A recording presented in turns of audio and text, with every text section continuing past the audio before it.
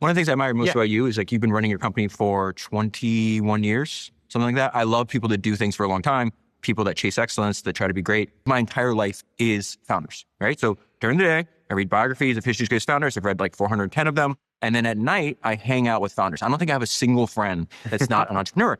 And then I'm always asking the founders I most admire, who are the founders they most admire? And your goddamn name comes up over and over and over again. And what they talk about is that you have very unique ideas on company building and management. And they use the word singular a lot. So I want to kind of like lay out how you think about building companies, building products, building technology, and then, spreading the gospel of entrepreneurship. I want to start with one thing that you said. You said companies are technologies themselves. What do you mean by that? In a lot of ways, take the social angle. A lot of companies are social technology in the sense that they allow us to go all in. Like the only time you're really allowed to spend, I'm going to say 8 because that's the right number to say, really like fucking 14 hours a day, right? Just singularly pursuing a thing is like, we want kids to spend this time in school, and that's okay. And then university, dedicate yourself.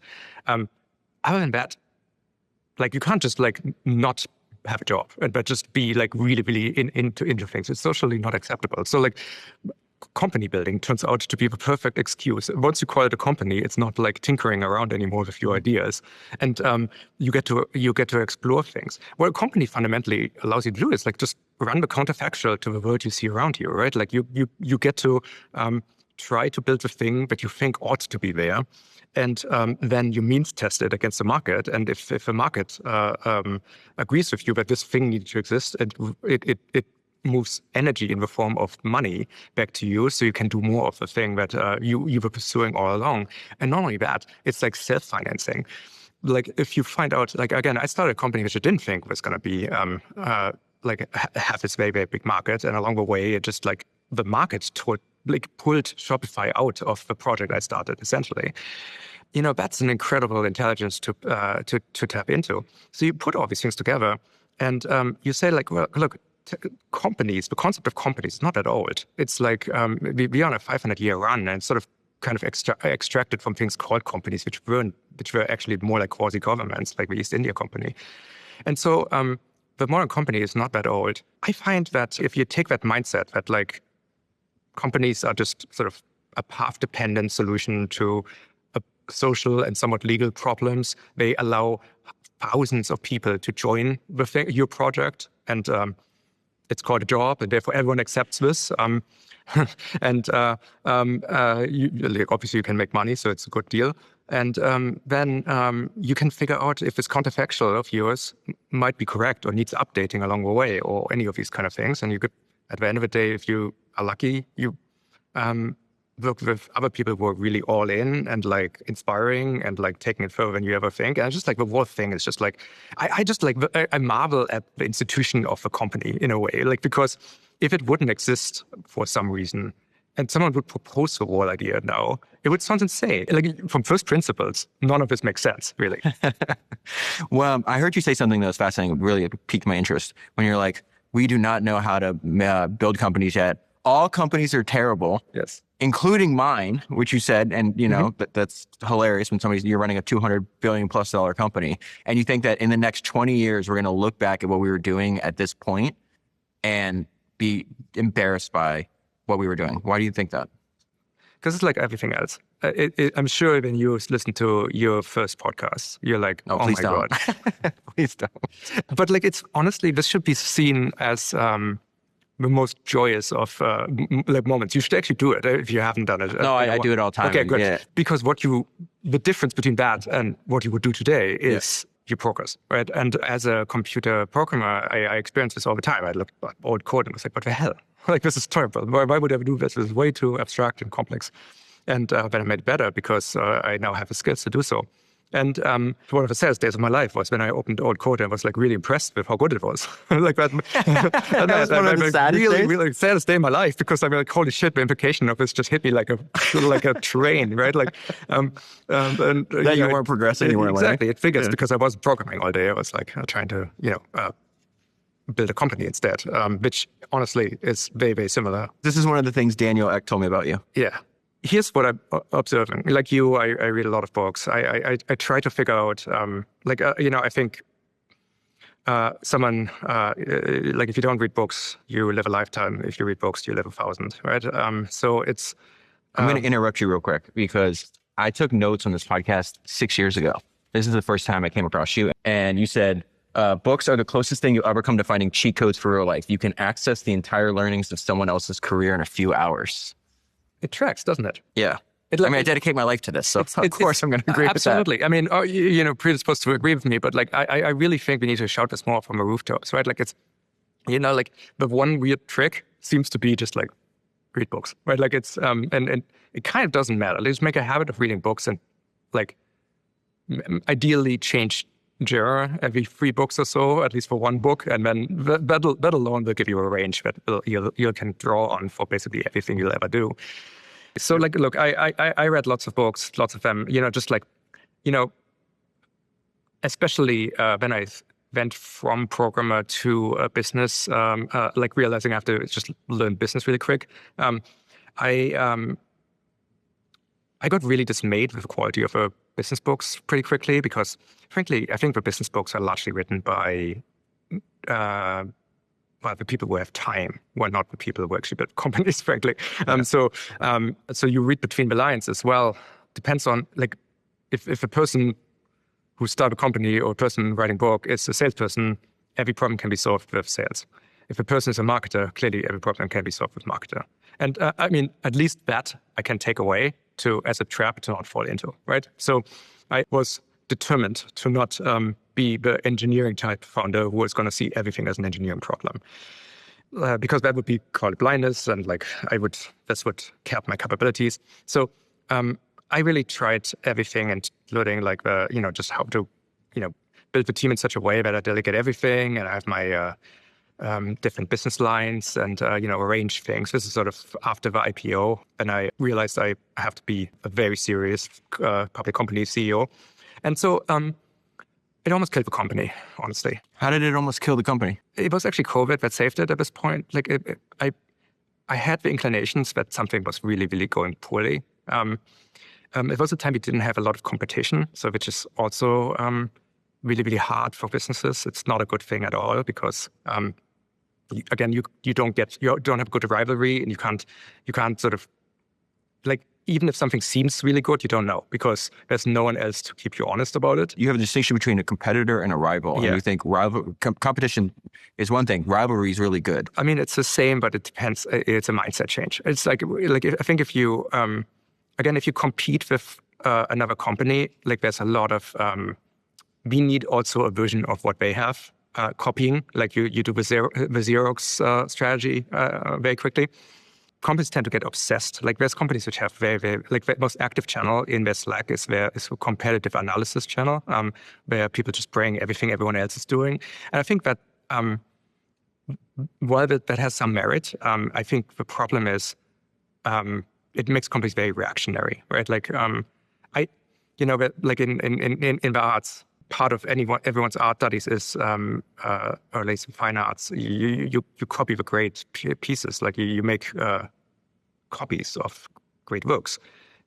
Your next painting is not at the quality of a Van Gogh. You just copy it, right? Like so, mimicry is actually not an excellent way of getting to excellence, and companies end up falling very much into this. Whereas if you treat someone like other companies in your space as rivals, much easier to have a positive sum outcome there because rivalries inspire you to be best. Like Agassi could not have been Agassi without Sampras being there, right? Like, and he very, very clearly states this in his book.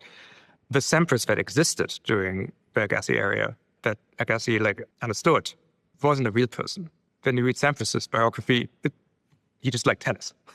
Yeah, and Agassi hated it. Agassi hated it. And so the rivalry he created for himself created him in a very real way.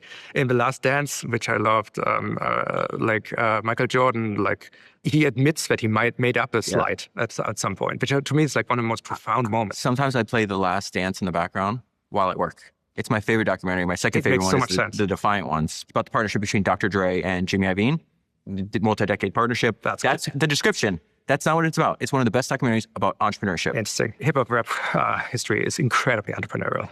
It's so fantastic. We just recorded with Jimmy Iovine, who's the star of the documentary, 2 days ago or whenever this was. I don't even know what day it is. And that's exactly what he said. It's like they understood the business of music before anybody else. That makes perfect sense and totally tracks. You can see it from outside. It's we see it from inside. Like, it was the first category of music that just like killed it on Shopify.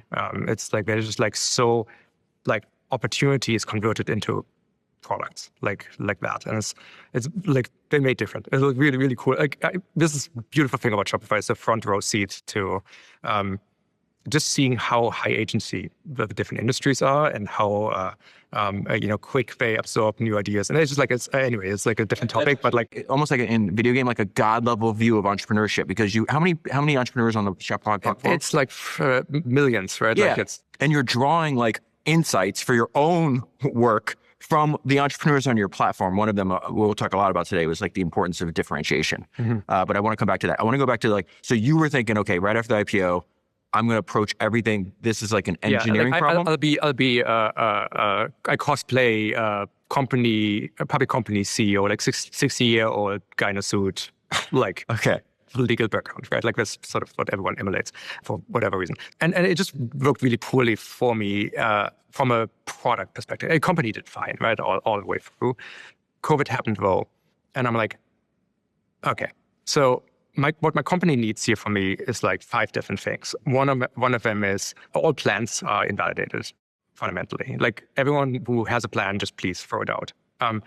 We need to go and like go for everything we're doing and rederive it, because again, everything is based on a very long tree. Like you start with axioms and then you make a huge amount of decisions on top, and then you get to a conclusion, and that's means this is how you spend your day-to-day building this thing because of these things. If any variable along this way is invalidated, what you should be doing is rederive the entire thing on top, right? Like you should always prune back the decision tree all the way there and go forward. People not being able to go out of their houses, it's one of those things. Like, I don't think we all knew that was a core assumption we had, that people could just freely move around in the world, but we got told that we can't do this anymore, and it ended up being quite long during COVID, at least in California and Canada and some places. So we need to rederive everything, and that was kind of clear to me, and sort of what that's how you structure a computer program, frankly. I went through the entire roadmap, and what I've figured out is, first of all, that was really, really hard to get, and people were fighting, even like very much resisting talking about everything that's going on. And I found out why, because like there's just a lot of boondoggles going on. There's just like random projects by random people that I would never found out about it. Like, there's like, why did you not know that was going on in your own company though? Because the company was like, let's say like 4,000 or 5,000 people. You know, it's sort of quasi-distributed. We started in Ottawa, Canada. We had like Toronto office and Montreal office and so on. And so it just turned out that like, you know, in the Toronto office, there was a fairly big project to build the features to add to Shopify so you could use it for running a supermarket, because, you know, just they decided that the supermarket industry is very large and we should go and capture 1% about it, like in the Dilbert comics. Right? And so, you know, and frankly, I'm not saying those are wrong decisions. The sort of really surprising thing about building a business, or just in decision-making in general, is that making the right decision is actually child's play usually. Like, you can make wrong calls which end up, because the world changes, end up being a wrong call later and so on. That's a different thing. But like most of the time, if you like the bad options in front of you just prune themselves away. They just don't make sense. They're too expensive or just like off mission or whatever. The problem is, and I think school unfortunately accidentally drills this into people, is that there's one right answer is sort of what people think. And once they find a right answer that could plausibly accomplish the goals that they set out, they go with it. But that's like, well, there's probably hundreds of great answers.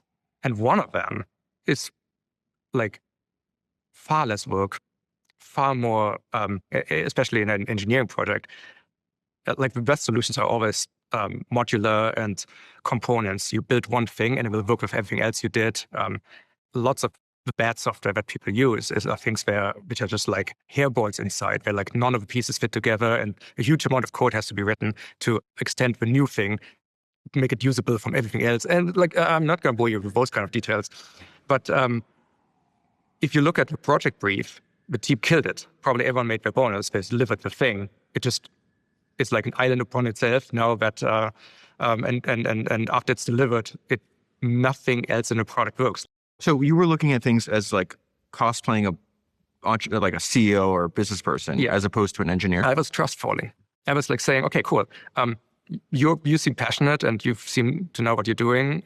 I trust you to do the right thing. And when I hear, obviously we're going to keep talking. You give me updates on things. People learn pretty quickly what are the projects that I'm interested in. Told me about those and nothing else. People learned how to direct my attention to the things that they wanted to have my attention. So how did you fix that? The moment I went through absolutely every project, I did it myself. Took like 16-hour days. I canceled probably 60% of the projects, and over the course of a year, I turned over every one of my executives. Like this is basically the consequence of this, because I just realized that in many cases the core skill was, I don't want to be unfair, right? Like it's just that trust was broken in many cases, and in a real crisis like COVID, again, COVID was hard. Hardest time of my life, for sure. And in a crisis, if everyone is a 1 before, some people go to 0 in a crisis. Some people go to 100. And I found it's almost unpredictable. In fact, if I would have been betting before COVID about who's going to be contributing the most, I would have been wrong, I think, entirely. Why do you think that is? I've been thinking about this for a long time, and I still haven't gotten a good answer. I don't think they would have known. This is the interesting thing. I think a real crisis tests you in a way that nothing else does, and nothing prepares you right for it. I think at the end of the day, the thing that I have found is people who can adapt the fastest actually quite self-identify. Now I would be able to predict it. Very simple. Have you started a company before? So Shopify is by a founder, by founders, for founders, causing more founders, right? Like it's a celebration of entrepreneurship. We believe entrepreneurship is glorious, and people who reach for it are heroes, and doing modern day heroics, go on a hero's journey with lots of naysayers, overcome incredible odds, and lots and lots and lots of headwinds.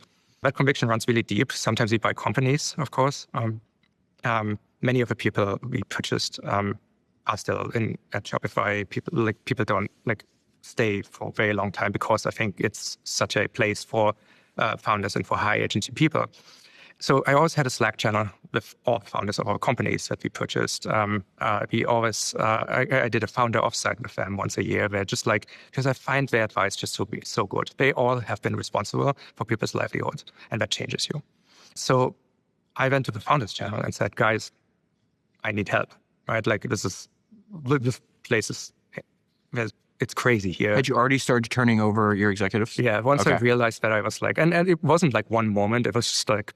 How did you know that instinct to go to the founders channel and ask for help? I think that in a moment of where the fuck do I go? Who do I have most in common with, and who can actually relate to the types of problems here? Because again, my relation to Shopify is different, right? Like I started it, right? It's different from everyone else. But the second best thing is talk to people who have had this type of relationship with the thing they created.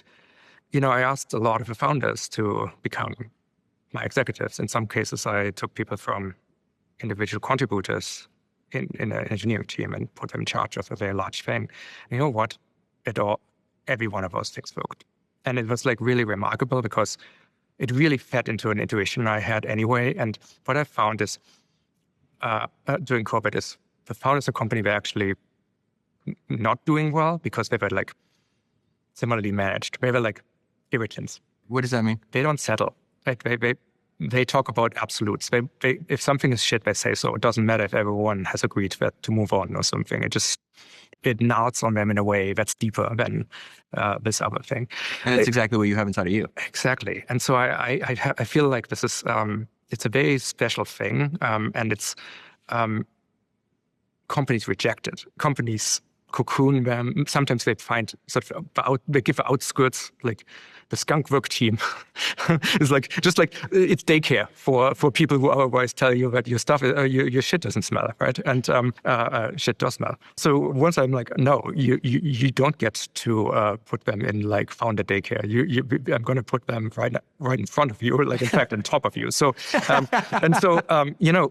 the difference that made to this business is nuts. And so this is what I'm saying, COVID saved Shopify, because I needed to take a move that was like very much, okay, I built this company, I got to this point. It's important. It's actually maybe even more important during COVID than before, because it was kind of like for millions of small businesses, their livelihood for this time and only way to make livelihood.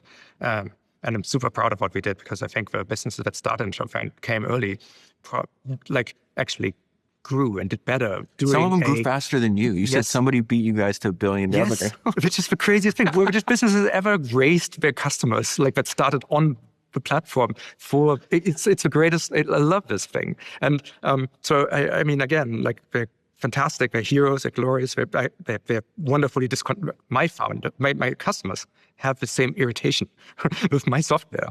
And like they tell me, it's like, it's perfect, right? It's exactly what I want. And so this was one of those moments saying, you know what, Tobi, like maybe you didn't build Shopify completely by accident, and your intuition might have been actually helpful, and cosplaying someone else is probably not what you need to do. So at that point, you were running Shopify for how long? 15 years? No, it's, about. So that you were 15 years. 15 years. This is very common biographies. I think it would surprise people like, oh, why did it take so long to figure it out? It's like, no, it takes a long time to actually build the skills. And then the important thing about intuition, it has to be refined. Yeah. So it's like, maybe in 2005, you shouldn't have been trusting your intuition. Trust your gut is sometimes good advice, but it really depends on your gut. So it's like, no one is born with intuition for building businesses, because first of all, building businesses are every decade is different. Like some problems are persistent. Like I laughed. I listened to, I think the episode you did on Larry Ellison. You were describing his frustration with problems in his sales team, which literally I had to. Like, it's like, you know what? I didn't actually have to live that horror. I could have actually, like if I would have read the right. If you read software, any of the biographies, or listen to founders, the incentive problems around it's just commercial teams. It's like, but that's an amazing part. I'm glad you picked it up, because he's like, I'm fucking embarrassed. He's like, I'm 40 something years old. I've been running this company forever, and I didn't understand that incentives with my sales team mattered, and they almost destroyed his company. They almost went out of business. I usually listen to podcasts when I'm sitting in my racing simulator to practice for the next race, and like it got to that point, and I had to okay, I have to stop and just listen to this, because I'm just feeling so much empathy for Larry Ellison of all people. How funny is that? So anyway, who's that empathetic person? Before you move on, because I love where you're going, I can't help myself, because you know this. It's like when I hear you saying, I'm getting rid of the executives, I'm going to build an executive team of founders. That's not a new idea. Rockefeller was doing that 150 years ago. It's interesting how the building blocks that largely Rockefeller invented. I mean, we call these things trusts because it was, like that was a term they first used there. Tobi's relentless dedication to improving his company reminds me of my friend Kareem, who's the co-founder and CTO of Ramp. Kareem is one of the greatest technical minds working in finance. I spend a lot of time talking to Kareem, and every single conversation centers around his obsession with crafting a high-quality product and using the latest technology to constantly create better experiences for his customers. Like Tobi, Kareem believes that nothing is ever good enough and it can always be improved. Kareem is running one of the most talented technical teams in finance, and they use rapid, relentless iteration to make their product better every day. So far this year, Ramp has shipped over 300 new features. Ramp is completely committed to using AI to make a better experience for their customers and to automate as much of your business's finances as possible. In fact, Kareem just wrote this: AI is all I think about these days. It is our duty to be first movers and push limits so we can make the greatest possible product experience for our customers. That sounds a lot like the approach Tobi uses. Both Kareem and Tobi never rest on their laurels and use rapid iteration to invent new products for their customers. Many of the fastest growing and most innovative companies in the world are running their business on Ramp, including Shopify. Make sure you go to ramp.com to learn how they can help your business save time and money. Let AI chase your receipts and close your books so you can use your time and energy building great things for your customers. Because at the end of the day, that is what this is all about. Building a product or service that makes someone else's life better. That is what I'm trying to do. That is what Tobi has dedicated his life to doing. And that is what Ramp has done too. Get started today by going to ramp.com. So now you have the executives. You're going through the most difficult point in your life. Yeah. And you realize, oh, I'm cosplaying. I'm going to go lean into my intuition. Yeah. This is another thing why I think that decision you made 6-7 years ago, however long it was, is why so many founders like study you, respect you, take pieces of like your philosophy as well. Because you're like, God damn it, I'm just going to do this the way I want to do it. I was like, okay, I need to try something different. You have to do things differently, axiomatically. Like if axiomatically, if you do the same thing, you get the same results. Differentiation requires new ideas. Instead of figuring out, like spending the next 10 years of my life figuring out how well I can cosplay someone else, what would a company look like if it just like taps entirely into my intuitions, like in my biases? I'm doing literally the opposite now as I did before, because this didn't work, so maybe the opposite works. And worst case, I triangulate the midpoint between those things. So enabled by the very clear, fast, and obvious success of asking people from Founders Channel to step up and run company with me, my real set of intuitions here, again, intuition is your entire life's story rolled out for you to make a snap decision in a moment. What does my intuition say about what a company actually should look like? Like, let's forget about the path dependence. Let's go full tabula rasa and go up from axioms. And I started with really nothing. Like I started a project on GitHub, literally. So engineering tools, my intuitions again. What is the first principle of a company? Like, what are the inputs? What are our decisions? Like, put in config files, what titles exist, what levels exist, how, I asked for all the sales, compensation data, all the market data, and put them into the repository. I turned them into machine-readable files because I got them as PDFs, and so on and so on. So I built a thing that then created, like at the end, had all the information to create a model of the company. Like literally, this is Python code, which takes configuration files that we agreed on, things like how many people should report to a manager, all these bits, and then computes them, uses something called a solver, like a SAT solver specifically. And then with all these constraints, all these inputs, what should Shopify look like? What departments exist? What level exists? How many people are there in which group and everything? And of course, the first version very utterly incorrect. And then I realized, are you doing this alone? I started it, and then I got like 2-3 other people in it to help me with this, and really got into it. And so this is called Shopify OS, the Shopify operating system. It is a really load-bearing part of Shopify now. What it did is it became irrefutable that we didn't know all the principles. We had like something, it was 8,000 people in a company, and there was 5,500 different titles in a company. And it's like, so, and some of them are just senior staff, but in some groups, senior staff was lower than director and some above. And it's just like, it just, when I tried to make something software addressable and try to reproduce it, it showed every crazy, unviable choice in the company very, very easily. So there's a system in engineering, not actually a well understood part of, but I think it should, called desire state systems. And what desire state systems are is it's a thing where you say, okay, here's what should be. You hold that up to what is, like you click on a website on a link, and your React library behind it, what it does is it says, okay, I compute what it should be, I see what it is, and now I figure out what is the minimum amount of steps I take to get this to that.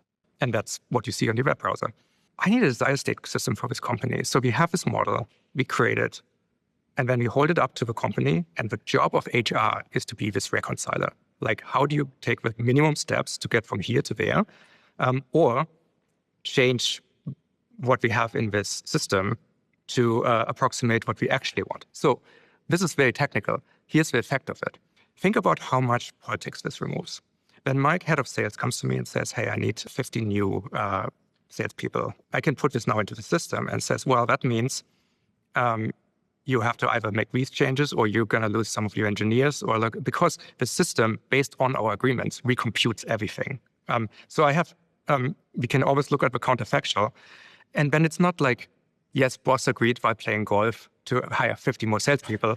And now someone has to you have to find a pound of flesh somewhere in the engineering team. And suddenly you don't actually work on innovation anymore because you never actually made the decision to not hire engineers because your budget doesn't allow anymore, but you did make the decision to hire salespeople. And maybe this is the right decision, but now we can actually look at the consequences of every one of those things. So it was hugely successful because it just created such a legibility for us and such a simplicity. It also just told us that so much was undecided. Like, for instance, we took the concept of, in engineering, this was already around, individual contributors is a really, really excellent career track, right? Like, you can make as much money in good companies as an individual contributor as you can as a VP or manager, or like the best paid people in many companies are now individual contributors at this point in history, especially in machine learning, like at least at the machine learning labs like OpenAI.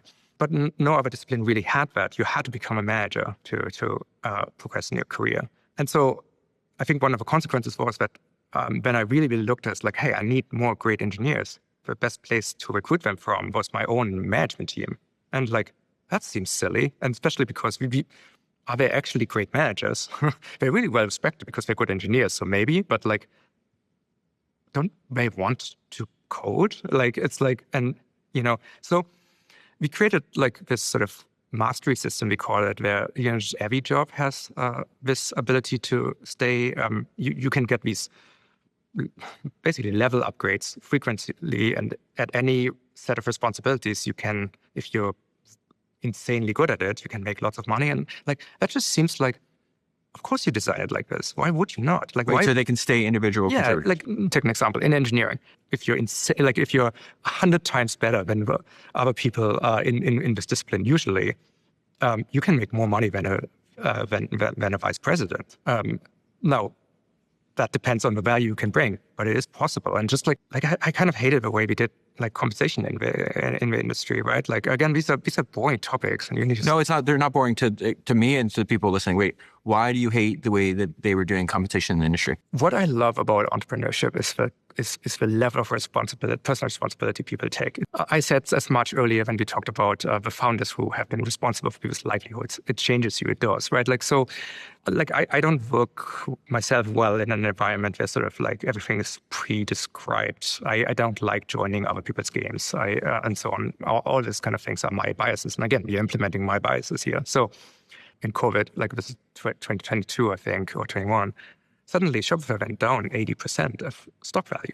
Right? Like, that's again, I didn't think that was a problem because, like, I think the stock market is basically like poly market. It's sort of a betting market on a future value, right? Like, it's not like you guys, when you guys are wrong, then you're just bad at betting. Like, in fact, so I work on the real market value of a company, which you guys are betting on, but I even don't know. So like, there's such a discrepancy from the way I see people talk about stock price and how I or have ever, or inside of companies this is perceived. But what was going on in your head when it drops by 80% though? Well, I'm like, well, my head, I'm relief because I'm like, I mean, where the stock was. Relieved? Yeah, of course. Because what do you mean, of course? That's not a normal reaction. Like, I was not about to like raise money. I had enough money in a bank. I'm German, so like I don't take debt like much and so on. It's like, so were the internal metrics strong? You felt they didn't deserve. You didn't deserve. Yeah, unit economics are amazing. However, like at the I don't want to say this right, but I honestly don't remember the exact numbers. Like at the high point of our stock price, I think we were trading at beyond 50x of revenue and stuff like this. I'm like, yeah, that's not exactly value investing here, right? Like, guys. And so I get it. Like, but you weren't worried about the fundamentals of the business. No, but like when it is 50 times revenue, I see it as my obligation to do that. Okay. Right? Like, it's my job. My job is to build the best company I can. the betting market says that I can deliver that kind of thing. And I'm like, yeah, maybe, but you gotta give me a moment here. I need a moment here for doing this, right? The reason I bring this up is because, again, everything, I talk to another entrepreneur and I just run it through this, whatever the hell's in my head from all these books. And when I hear you talk about that, I think of the time when Amazon stock, Bezos talks about this in his shareholder letters. It went from like something like, 180 down to 6 or 120 down to 6.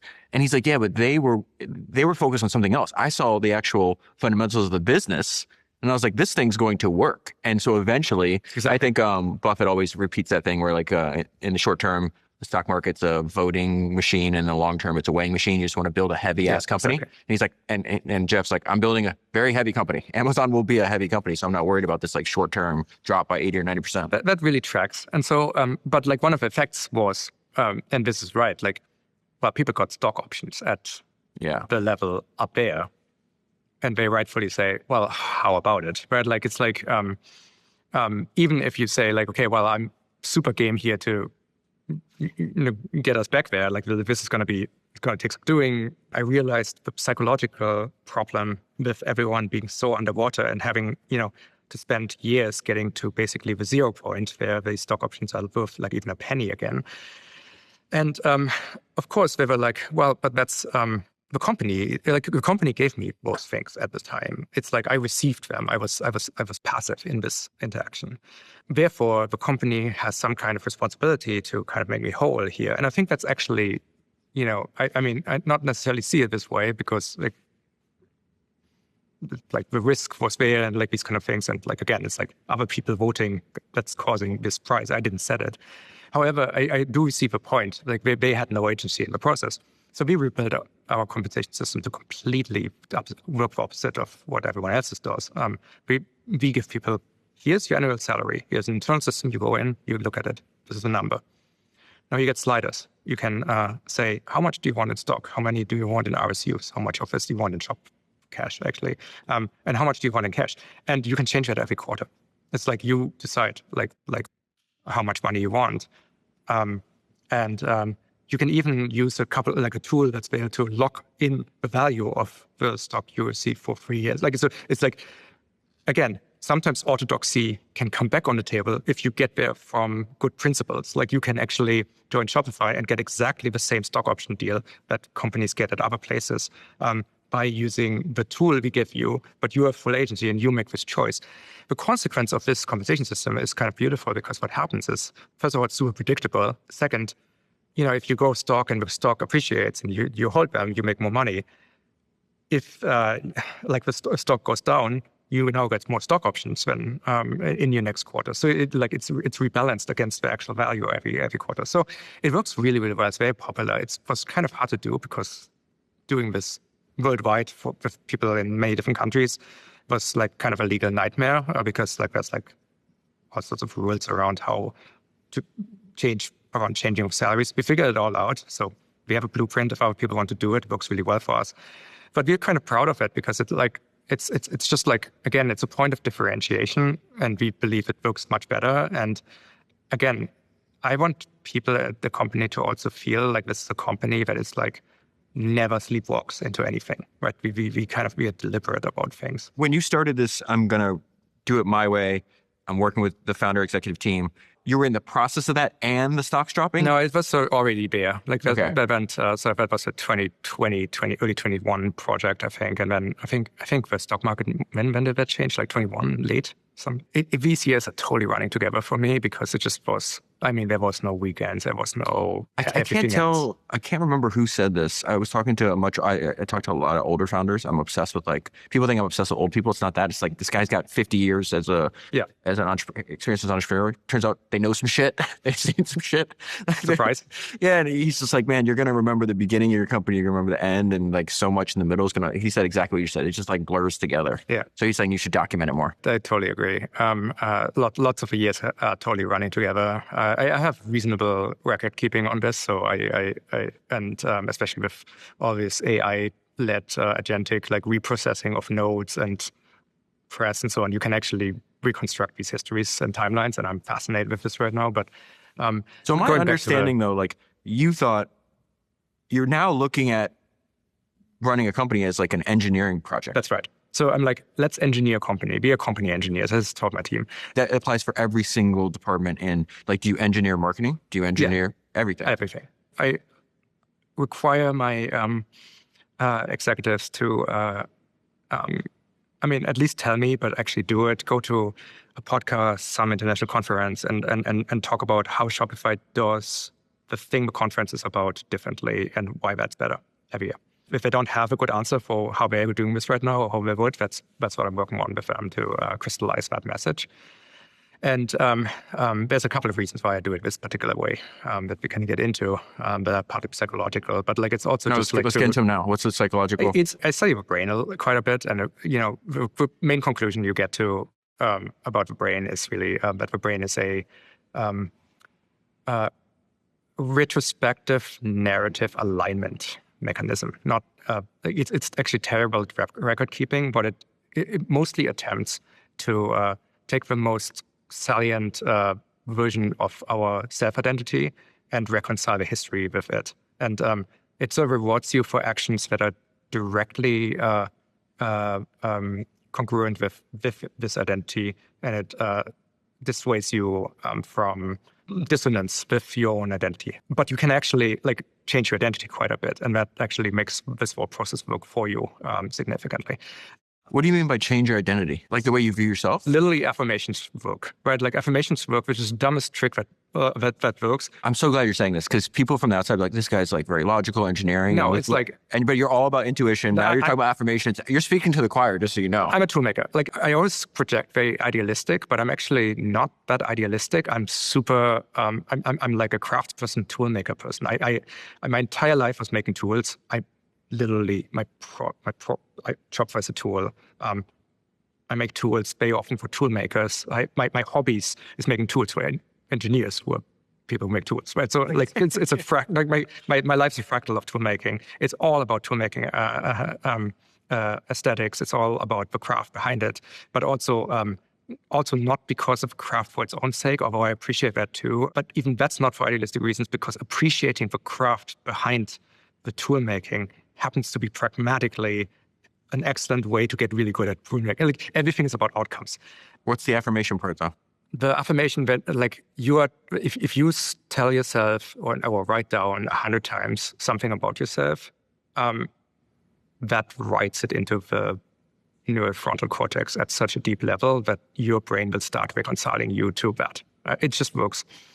I've used that very often to I was terrified of public speaking until I just sat down for like a week, and every day I spent like 10 minutes just writing that I like public speaking. I love public speaking.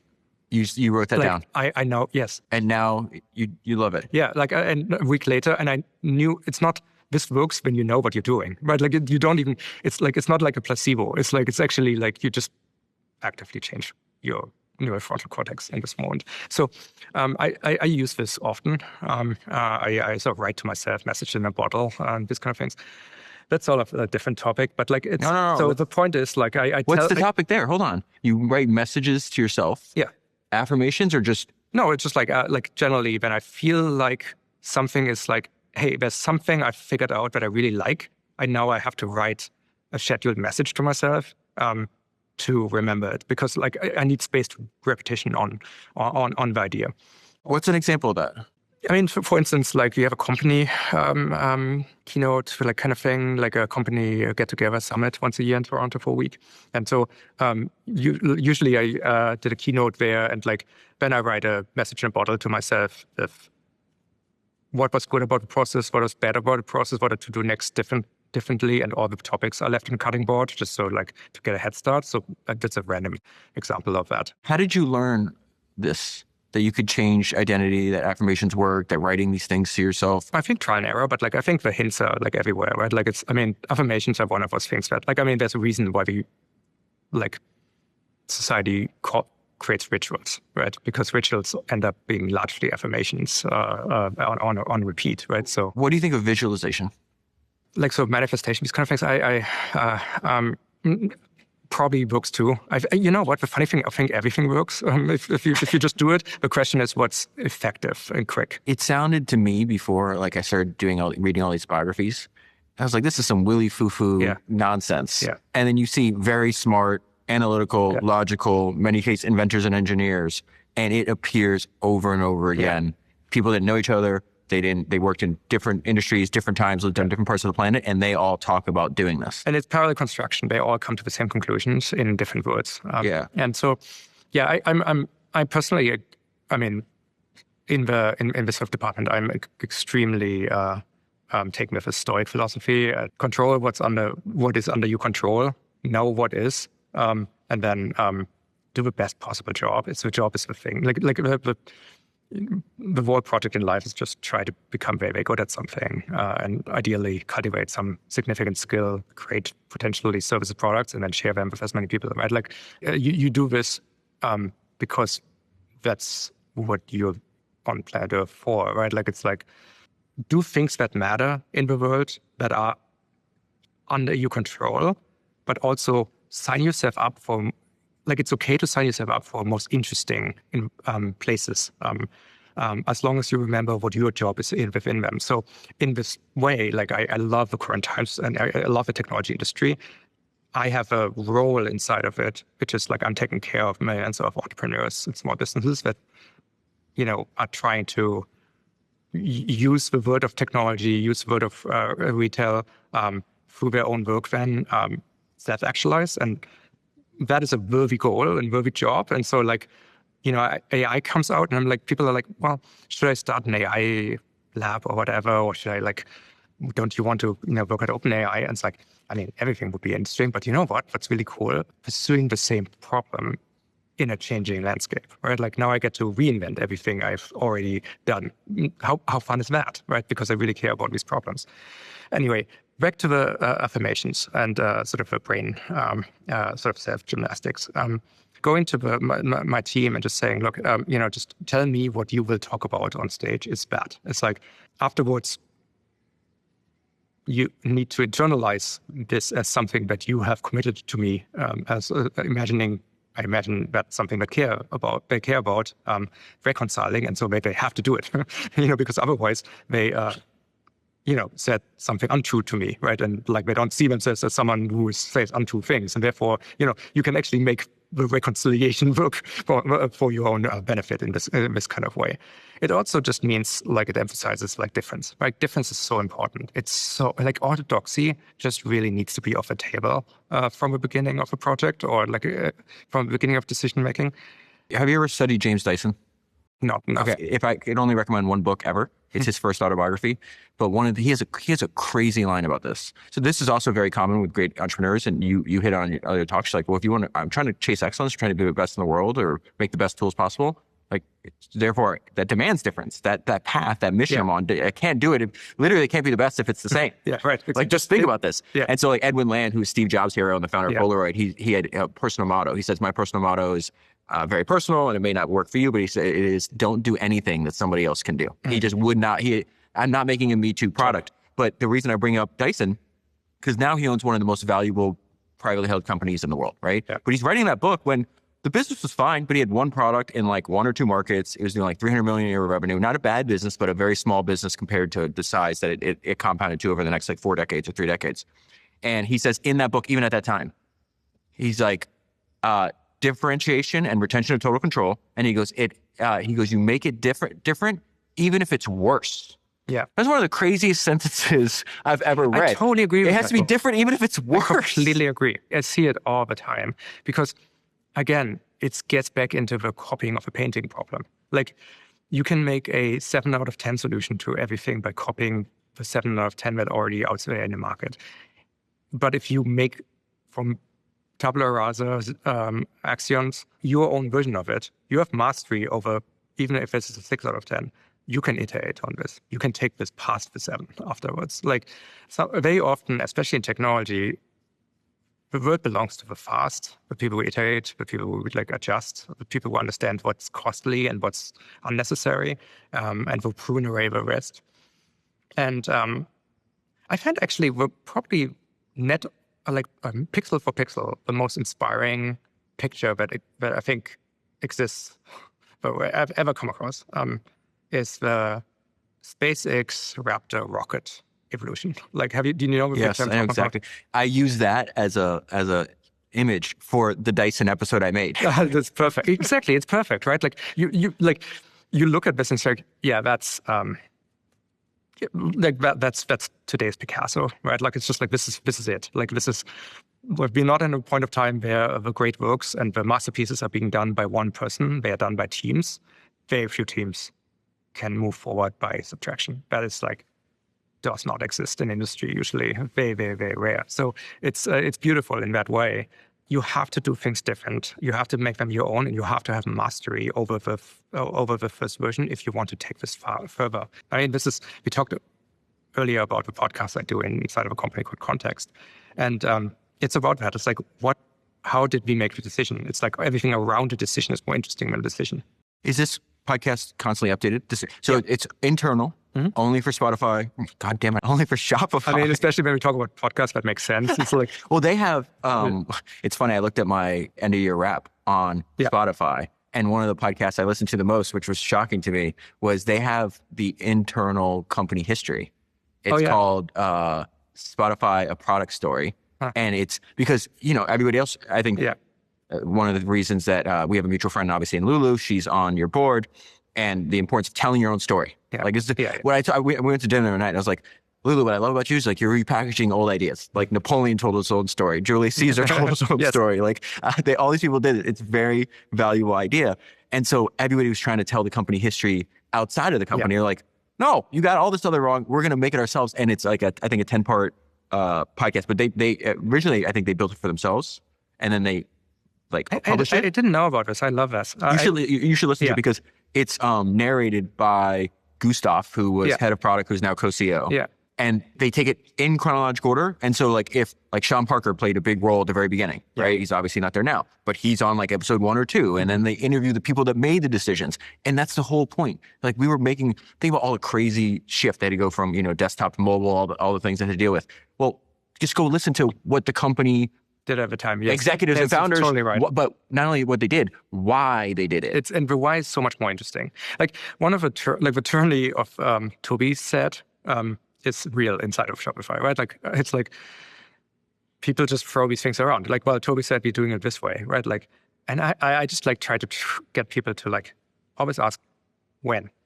When I said exactly, you change your mind all the time. Yeah. And this is not even. I learn about this because something is really, really odd and really odd decisions. Like there was easier ways available. Like how did we get to there? It's everyone said that you wanted it this way. It's under which context, when did I say this? Clearly we've never talked about this. So it's a very common thing. So what's a typical episode? It's just you explaining and thinking of what's going on currently in the company? Yeah. It's taking people back to major decisions. Are these short episodes? No. Initially, it went through phases. There was a sort of, for the first maybe 50 episodes, we said we have to mix it down to 23 minutes because we calculated that was the average commute in Shopify. So we checked where everyone lived compared to the offices. We ran the data and it was 23 minutes. And so we made it 23 minutes because that seemed as good. We needed a reason. And you designing constraints. You talk about this a lot. Exactly. So I also just don't like picking 20 minutes because it sounds good. I need a better reason. So I might say I want something to be 20 minutes sounds right, but let's find an actual good reason why it's 20 minutes. And then we found 23-minute reason. So sometimes you're allowed to just parallel construct the thing you want to do anyway. Then at some point we abandoned it because just the nice thing with podcasts is people can skip, move. It doesn't matter. You can just keep going for hours and hours. And do you have any ones that are long? I think there's one which we had to cut over a couple of episodes that ran if you run it full, it's 5 hours. It's what was that one about? That was the philosophy of engineering with a bunch of our distinguished engineers. How it's you would not believe how immature engineering is as a discipline. It's just there's so many good ideas and so many bad ideas, and it's so hard for people to sort through them in a way that's way harder than any other industry because it has a weird property. Software has a weird property I mean, the best thing and why the business model of software is so insane is because of zero marginal copying of software is free, right? Like it's like you can, we build Shopify, first person signs up, we make money, second person signs up, uses exactly the same thing. And it's like, the second instance of it is not, it's the same piece of software. So hence the margins of software are incredible. The same thing causes a lot of problems for the creation of software because you just don't know how much dead weight is in the system. If you compare this with electrical engineering, there's a very clear cost of manufacturing, right? Like the bill of materials is like the thing that dominates the success of a product because it dominates then the cost, which then dominates the product market fit. It also, manufacturability is a huge component in electrical engineering. Is the board laid out in such a way that it's prone to defects? Did you choose all the right components? Is one chip get really hot next to a soldering thing that I remember the original Xbox desoldered itself if you just played certain games too long. So, there's real constraints like this. So excellence is obvious in a way. It's like in the numbers and everything. Everyone's trained on costing waste into the system. Software engineering just throws away so much of the capability of these incredibly powerful machines, partly because it just doesn't cost anything. However, at a certain scale, it starts costing. But at this point, it's being fixed by operations teams getting more servers rather than engineering teams going back to fixing those things. So the consequences of bad decisions in software engineering are an externality that doesn't accrue back to the engineers who caused it in almost all instances. So it's like a little bit like a factory is polluting the environment. It's just like it doesn't cost back to them. And so anyway, therefore, it's a very tricky industry to move forward. It actually quite often moves backwards significantly. Computers got much faster and we threw a huge amount of capabilities away, making these very, very heavy client-side JavaScript applications that took over everything. They were just god-awfully slow and very error-prone and took forever to load, especially in e-commerce where people visit sites rarely. Some of our customers went out of business because they talked themselves into their own stack. They hired a CTO who brought in their own team. They used a set of technologies that they wanted to use because they are currently the in thing that has the most interesting conferences in the most interesting places. Then they deploy it and, it sort of works and in the demos. But the problem is when you're going to website for the first time, you have to load it all and you don't have an up-to-date MacBook, perfect hardware with much memory like everyone has who's working on engineering teams. You might have an Android device and you might be on a train right now. You're sitting there a minute and a half for this online store to load. Guess what the conversion rate of that online store is? 0. Yeah. I'm quite annoyed by this, although that was a real problem in 2023, especially when I think a bunch of, frankly, us, older engineers had to take the kids to the side and just have a good conversation. And that was the context of the episode of Context. At least that's what led to this particular thing. I don't know if he actually succeeded there, but I think we didn't need to because I think the world just changed. Moment zero interest rate phenomena, they're gone. People actually wrote better code out of sudden. It's amazing how much, how consequential, the zero interest rate, absence of 0% interest rates actually ended up being. You could feel it in the engineering team being less prone to accepting random waste into their stacks. It's unbelievable. Oh, that's interesting. I don't know if I've heard anybody else make that point. I think this idea of hearing directly from the founder in an audio way is underutilized. Totally. I did this episode on the founder of Kinko's. He was dyslexic. Okay. Yeah. So am I. Yeah, I heard, which surprised me. So he actually a lot of great founders are dyslexic. It's very common. Yeah, it's very common. So it shouldn't surprise me. So he's like, I can't read your goddamn email, and I'm not. He was also, I think he said he had ADHD, so he couldn't sit down at a desk. So his job was what I like to do best. And he's like, I just go around, and all the Kinko's at the time were owned by individual people. So it wasn't one cohesive corporate structure. And so therefore there's a lot of experimentation going around. So he would just travel the country and then he'd spend all his days in the stores and he'd be finding, because all these people doing different trial and error, good ideas. Yeah. And so what he would do, this is back in the day, he would call into a corporate voicemail And so at the end of the day, he'd give like a 3-minute update about all the good ideas that he saw. And then you'd come in as a Kinko employee the next morning and you could play Paul's voicemail. I love it. And then this was an interesting thing that you might agree with though. After doing this a while, he's like, you're resurfacing all these great ideas, right? This guy in Memphis found the best way to do X. Yeah. Why don't you mandate that everybody in the company does X this guy's way? He goes, because if I do that, that's the best way it will ever be, which kind of relates to what you just said. He's like, listen, there's probably 100 different good ideas or right ideas. Yeah. And if I stop here and don't keep tinkering, going back to that word that you like, then that's the best it will ever be. If you need something and you tell people what to do, you might get it, or you probably will get it. If you don't tell them what to do, you might get something you cannot possibly imagine if you have good people. And so this is like actually a really, really important thing. It's much more important to create an environment in which people can be their most excellent self than it is to prescribe here's the precise moves to do. So how do you create an environment that people can be the best version, the excellent version of themselves? I heard you say, is this related to your idea where you're like, you said something that made me chuckle. You're like, I don't do corporate baby proofing. yeah, exactly. Like, I mean, exactly. Absolutely. It's the same idea. Like the baby proofing thing is real. Like what is internal policies, right? Like processes, what are they? They are like, do this thing different from the way your intuition tells you to. Okay, why are you wanting people to behave differently from their intuition? Like, let's look at a higher order bits there. It's like what other opportunities do you have? Well, you could change the environment in such a way that doing the right thing is intuitive. Right? That's pretty good because now you don't have to post the policy.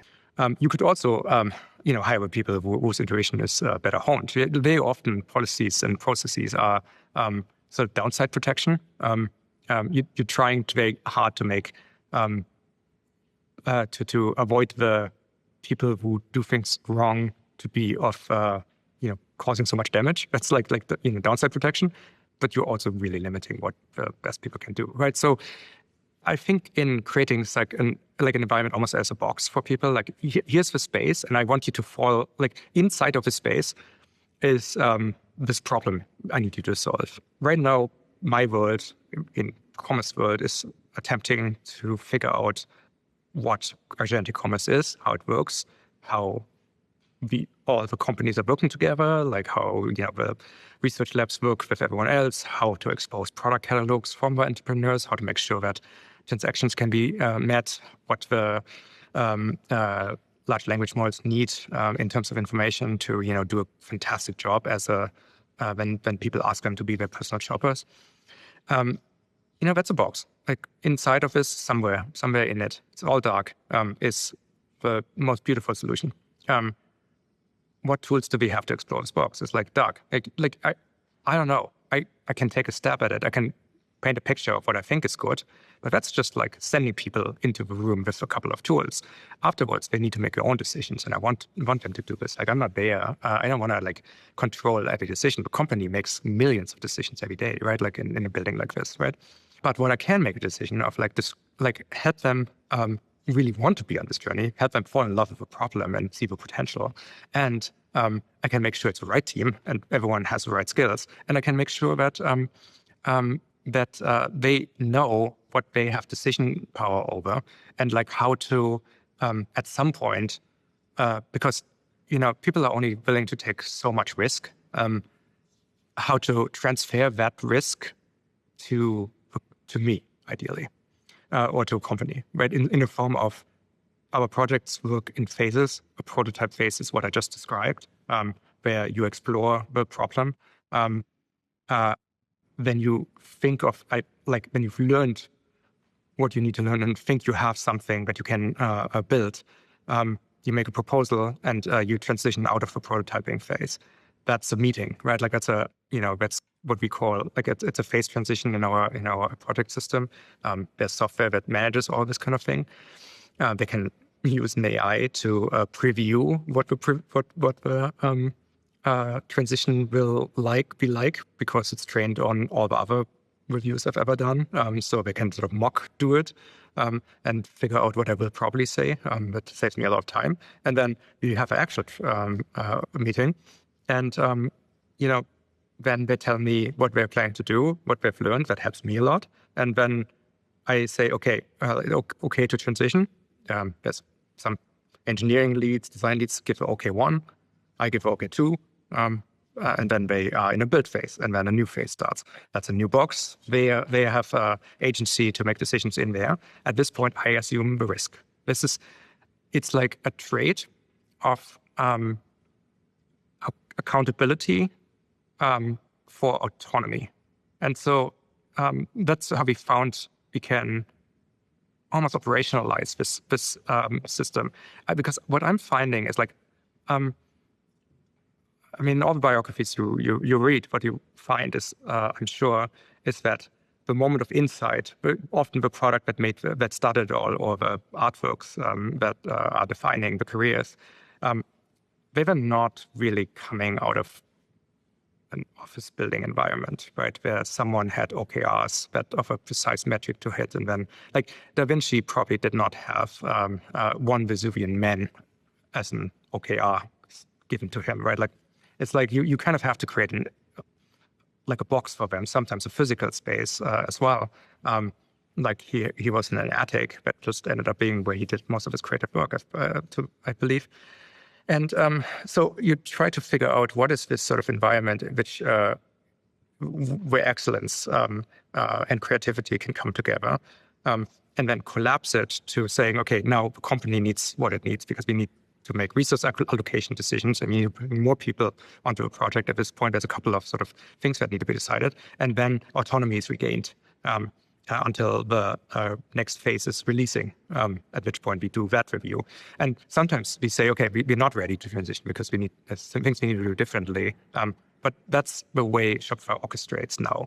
These are all things that exist today based on the days during COVID where I reviewed every project and couldn't. And like, well, what should I be able to do if I would be a competent CEO?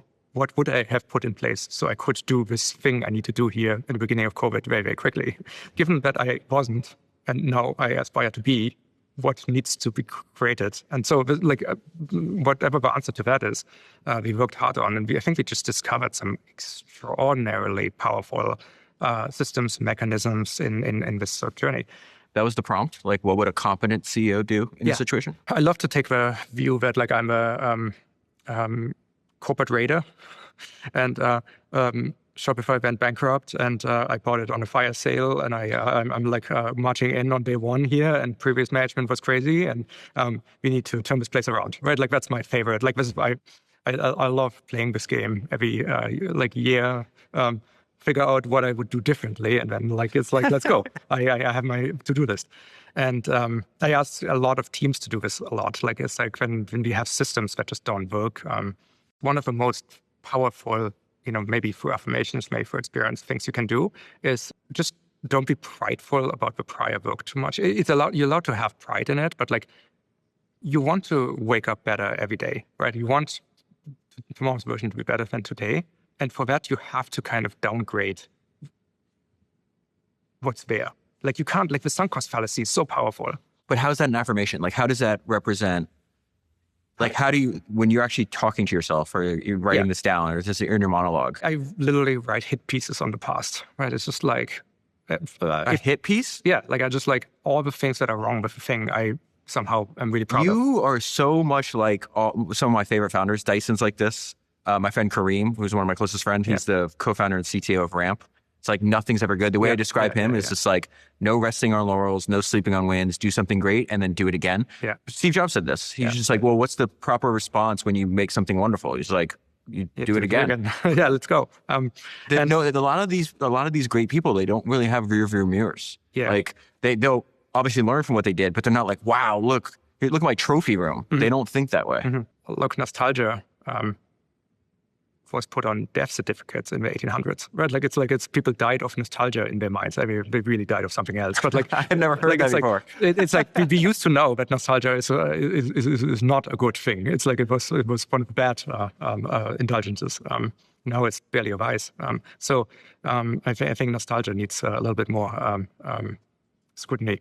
Overcoming sunk cost fallacy is one of those things that, like, any path that you can take to get there is going to be enormously beneficial. Well, I think playing the game of corporate Raider is a great way to do that. Exactly. So when you develop tools, you kind of separate yourself because that was your decision. You might be like, oh, well, like I feel a little sensitive about that. It's like, no, that was somebody else's. This is a new company now. So one of the things that is unpopular that when I do it inside of a company is like I really shit talk the past, especially if I did it. There's still like systems that I built inside of the system. So I shit talk the past publicly. Yeah, I trash I make fun of all the ways in this is hilariously wrong in funny ways, and I need to remind myself, especially when I do this with an area I didn't work on, that like I gotta have to proviso it, or like I need these like corporate radar, I'm collecting these now. It's almost like dissing yourself. I need to help people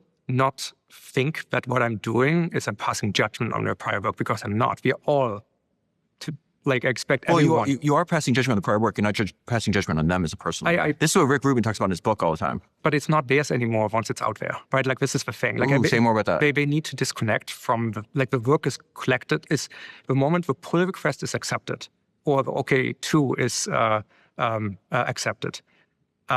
You've converted like your craft into something the company is in the company's commons. A company is a collaborative project where everyone contributes.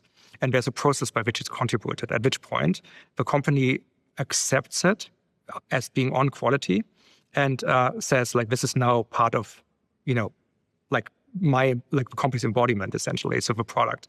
You've contributed it. You can, you deserve the credit for this and so on. But the company could have had someone improve it at any point of time, right? It's not yours. It's like we don't allow people to use word ownership over parts of the code base or so. We only allow stewardship as a work, just as a proxy term, because sometimes you need to be able to talk about it. In this way, Shopify thinks of itself more like an open source project, you contributing into the commons. People talk about Wikipedia, not about the particular editor of a Wikipedia page. You know what I'm saying? I have a selfish question before you move on. Yeah. So you're looking at all past work. There's this guy named David Ogilvy, who's one of the greatest advertising agency founders. Mm-hmm. And he says that we have a divine discontent with our work. It's a perfect antidote to smugness. Yeah. Right? Because he's like, you don't want to rest on your laurels. Yeah.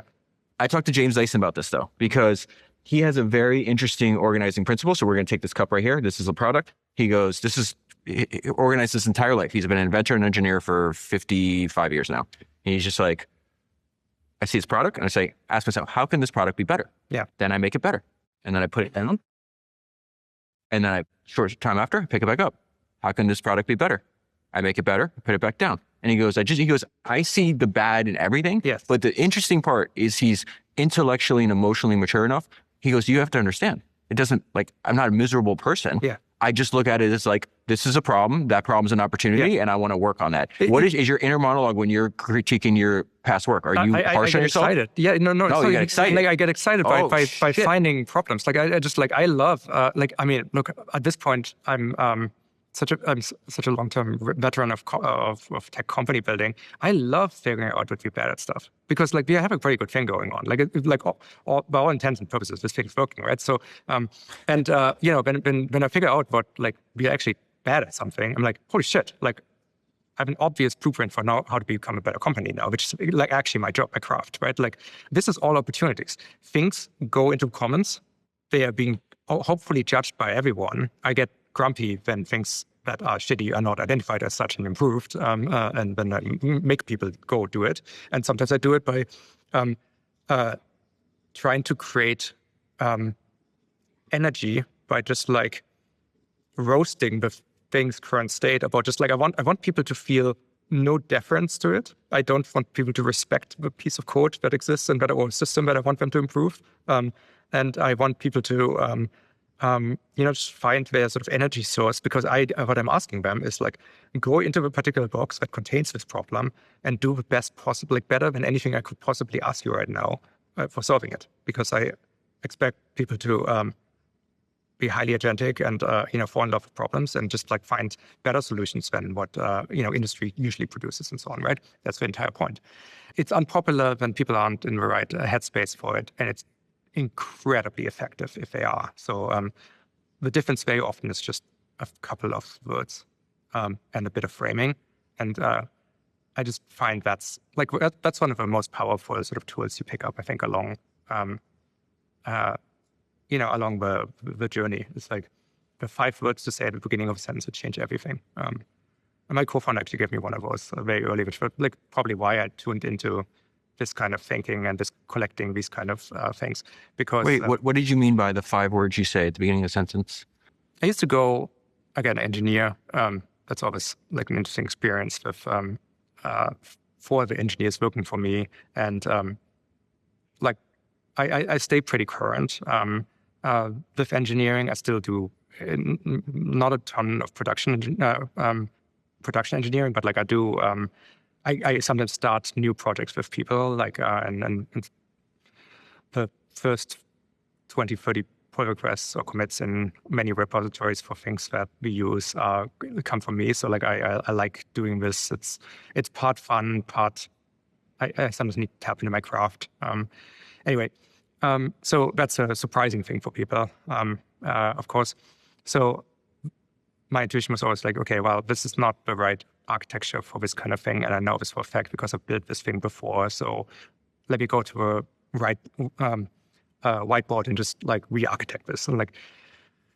And so at some point, and that like now, Daniel, my co-founder, like explained to me, well, look, you get people pretty defensive then because they just came to show you basically, what was objectively their best work because they presented it to you and that matters to them. So, and then you just like, it doesn't matter if you go and make a much better system here at the drop of the hat. They are like, if I truly ever did this, they're going to be defensive and try to save face. So just put, for example, in front of every sentence. And so like, what do we mean? And now, like, I tried this and it works perfectly. So instead of just telling them, hey, instead of doing this, like, here's the architecture that you should use, just say, like, I could think of doing this a couple other ways. Maybe it's something you want to consider. For example, what about this? And then just do it. Now you're on the same side. You're on a team. We are all working together on the same problem. I'm adding input. Now, like, everything is the same. It's 5 words or so in the beginning. I just find the magic of these 5 words is, or not this specifically. It's like things like this. Like, just frame things slightly different and life's easier. I read something Jeff Bezos said that changed my perspective on the importance of high quality sleep. He said that he makes sure he gets 8 hours of sleep a night. And as a result, his mood, his energy, and his decision making is improved. His point was that you get paid to make high quality decisions, and you can't do that if you're sleeping terribly. And the product that has made the biggest impact on my quality of sleep for years is 8 Sleep. I'm lucky enough to be friends with the founder of 8 Sleep, Matteo, and we live in the same city. A few months after I started using 8 Sleep, I randomly ran into Matteo at a restaurant and I was with some friends.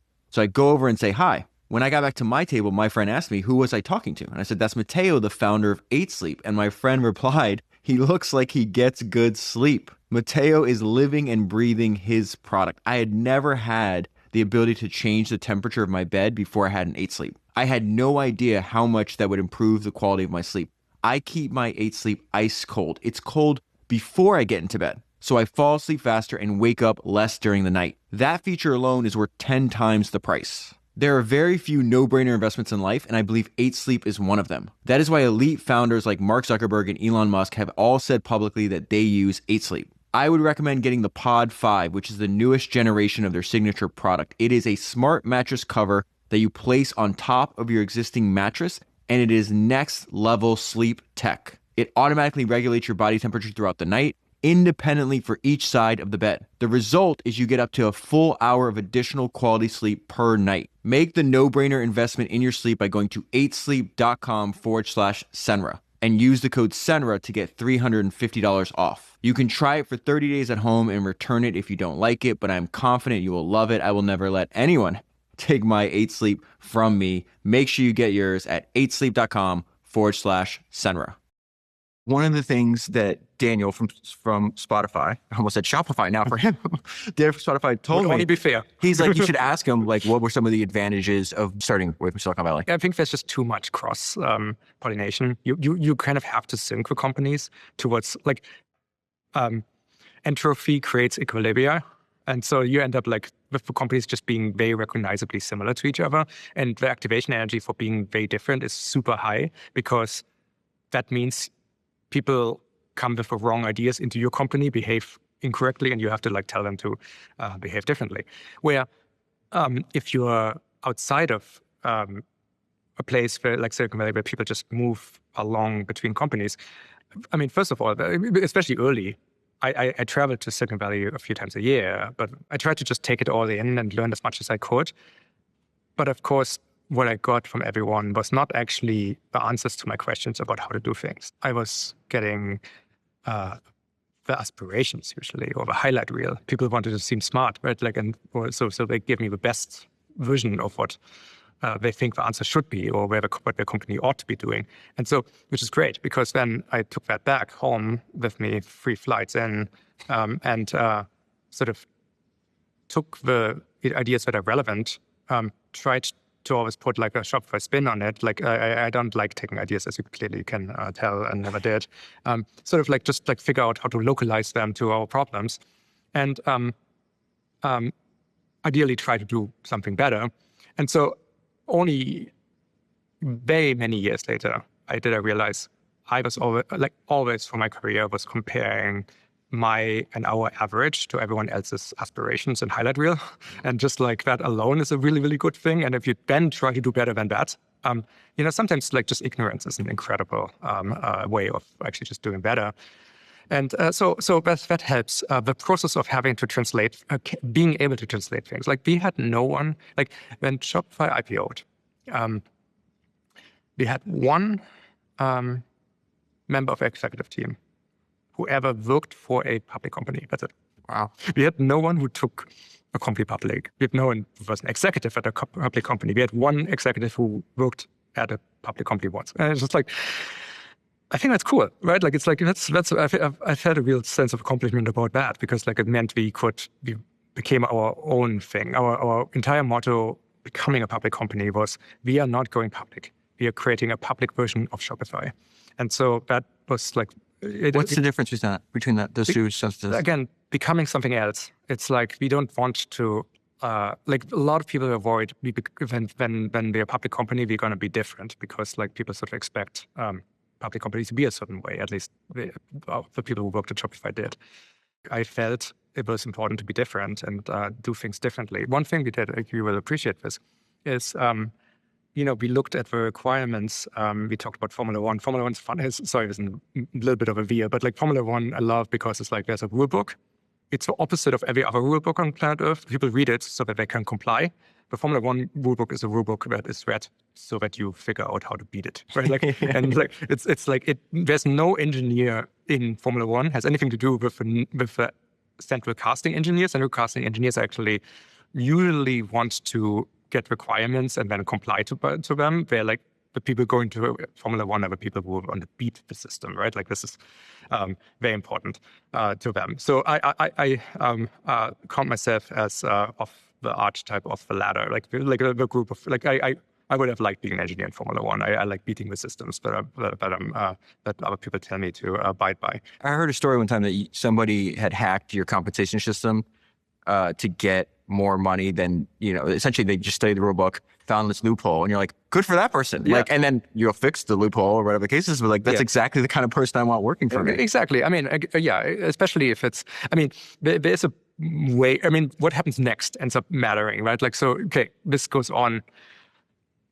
like at some point this becomes, well, you're just exploiting a weakness fully. I mean, I don't want to give too many provisos, but generally like people who are like looking around to figure out, like I never begrudge anyone being an intelligent actor in the local incentive system. That is just like, everyone's allowed. That's pretty much my morality at this point. Like, it's like, or at least a big part of it. You're allowed to do this. I own the incentive system. It's not you get too much out of incentive system, or if incentive system tells you to behave in a way that is not congruent with the company's goals, that is my skills issue in designing the compensation, not your job. Not their fault for taking advantage of it. But really appreciate if you give me a heads up. Because we are still same team here. So maybe you raise your hand at some point saying this is fine. Yeah, not like 10 years later after. So back to the IPO, just like in the IPO, we just looked for ways how to, like within the constrained rules by the SEC, where do we have agency, where we can do different things. We sort of honed in on the IPO roadshow video. It's like a horrible video player, the IPO roadshow website. It's like and every other IPO we could find was just CEO standing in front of a screen camcorder and just sort of going through the same slides. Mm-hmm. We're like, there's no rule for that. Let's shoot a fucking documentary here. Let's go through the history of why this company exists and why it's important. And he said, what video can be put onto this space where no one expects it, that will somehow hook people in to full screen the video within the first 20 seconds and actually watch the entire thing. And we heard so much about this on the road. So many people were like, I was looking forward to meeting you. What you guys did with this video was insane. I didn't even know you could do this. Every IPO after this was our way. So it was kind of like a nice little moment of putting a bit of agency into a process, which was pretty. I heard this story one time. I think it was the founder of SiriusXM. I forgot who the person is, but they were like, "Well, how do you make annual reports?" And there's no rules around there, so you have to present certain information. Mm-hmm. So they made a book. And the book would be illustrated. And she's no one said we couldn't do it. It's we're just going to do it our own way. Let me ask you a question though, because I think I heard you say this as well. You were getting what you felt was bad advice or incomplete advice, or maybe advice not from first principles about whether to go public or not. Or some people were saying stay private longer. So I get you. The advice was always don't. Right? Who was telling you this? Other founders? Yeah, founders. Silicon Valley orthodoxy definitely is to avoid it. I don't know. I can tell you the story of how I made a decision, but it's just basically it's I mean, I suppose I'm predisposed also when everyone agrees with something to take the counterfactual just to hold it up to see if I potentially like it better. Embedded personality trait. I find plan B usually is a better one. Everyone puts plan B, if I think for many people on planet Earth, always doing their plan B would lead to a better experience, right? It's just plan B gets the ambitious one. If this event happens in my life, fuck it, I'm just going to build a company. It's such a common plan B. That might be what you actually want, but you're lying to yourself or you're scared or whatever. Yeah, and also, again, you are a human being. Therefore, you have your firmware comes preloaded with a problem called the sunk cost fallacy. We just do, right? It's this. You got to operate that out of yourself a little bit. You got to be able to discount what has happened more to make good choices, because otherwise you just chase bad with good money all the time, or chase bad plan with your hours in the day. Yeah, or I think humans are reflexively scared of change too. 100%. They'd rather be in a boring or even miserable environment than actually change, because the fear of change is so great. Yeah, so exactly. People are telling you, so don't stay private longer. Being private is better. Friends of mine, at Stripe, running this experiment. They managed what they put off in terms of figuring out how to stay private for such a long time is actually remarkable. I just think they spend a lot of time figuring out how to stay private. And I don't think that's the most valuable way to spend time, right? I think you could... So you went public 2015? Yeah. What were the arguments for staying private longer in 2013, 2014 when you're having these discussions? We were tiny. We had, we were 800 people, we were Canadian. So they're saying you're too small? Revenue? Yeah, I mean, when Shopify's first trades happened at, I think, $1.5 billion valuation, right? So it's pretty wild that, the public market almost got could have got venture. If you bought Shopify, yes, you essentially had venture returns in the public market. Every once in a while, someone puts together a list of best stock market returns over the last 10 years or whatever. And I own that list, right? Just because I decided to take Shopify, I did the old school thing. That was normal. That's what everyone did. That's what people went public fast. And by the way, this is kind of important. Like, public market needs to have growth, because where else is prosperity coming from for people who don't have, like, these obvious accredited investor laws and stuff like this. All they do is like make it so that like when you're rich, you can invest in private company stock. Yeah. And when you're not, you can't. And well, where are the returns? Like, of course, it's such a fucking conspiracy to keep everyone private, because that just like sequesters all the growth exposure to institutional and investors and people who are already accredited. And so I just really dislike that whole thing. I think, like, man, like, again, it's about building things and sharing what you figured out. And like, people buying a ticket to ride with Shopify because they like what they're building is like, please, like, that's clearly what we want. So I just think the institution of public companies is good. I mean, where my beef is with the whole notion of like influence over companies. Again, path dependence.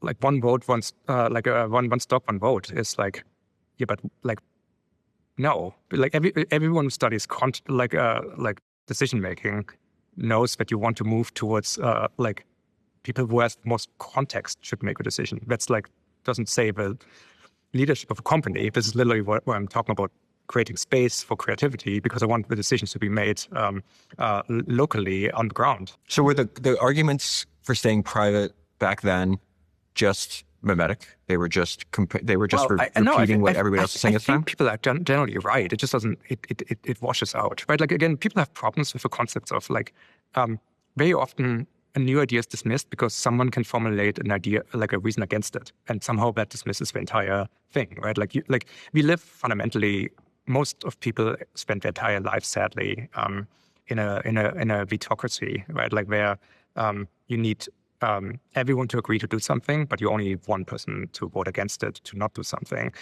And again, good companies overcome this in important ways. And so similarly, one good argument dismisses the entire idea is a very common way to evaluate options. What people very often don't do is reformulate all the arguments against the status quo, right? Like the thing you're doing right now also is flawed. It just, we really understand the upsides and the downsides.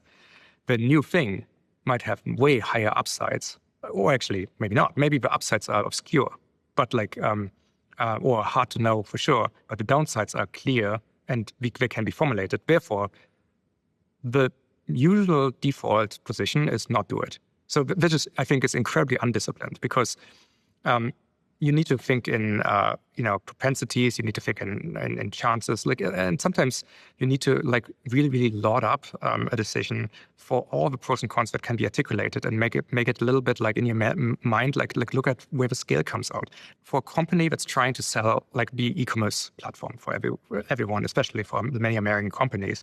Being a Canadian private company that's tiny and it's not ideal. So.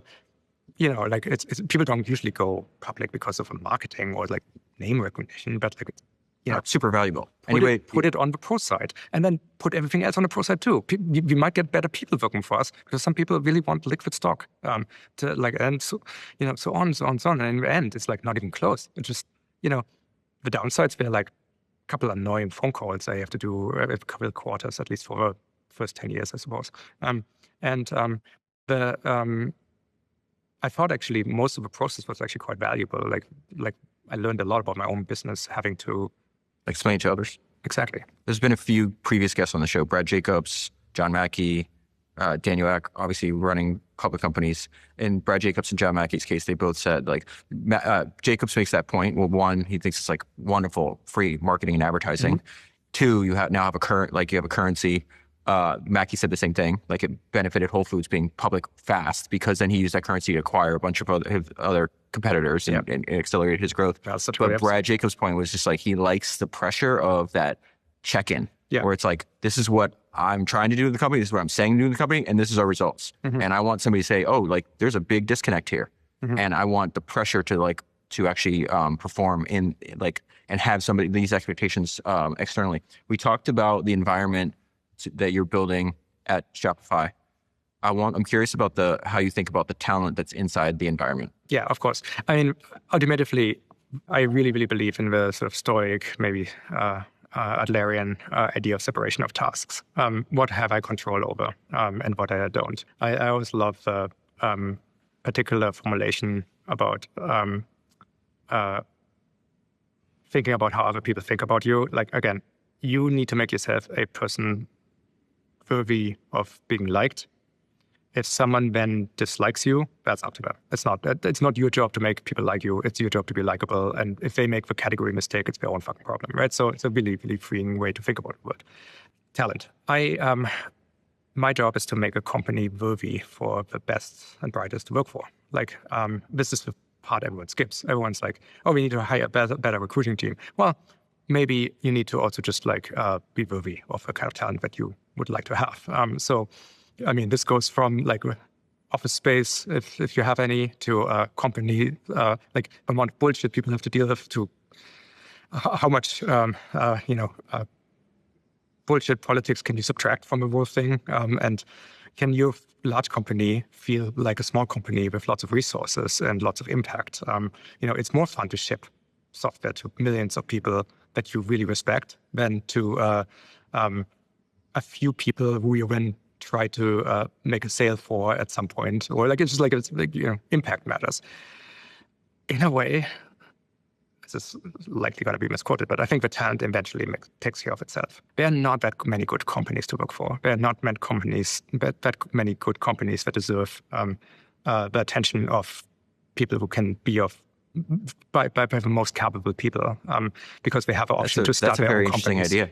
There's actually not that many great companies.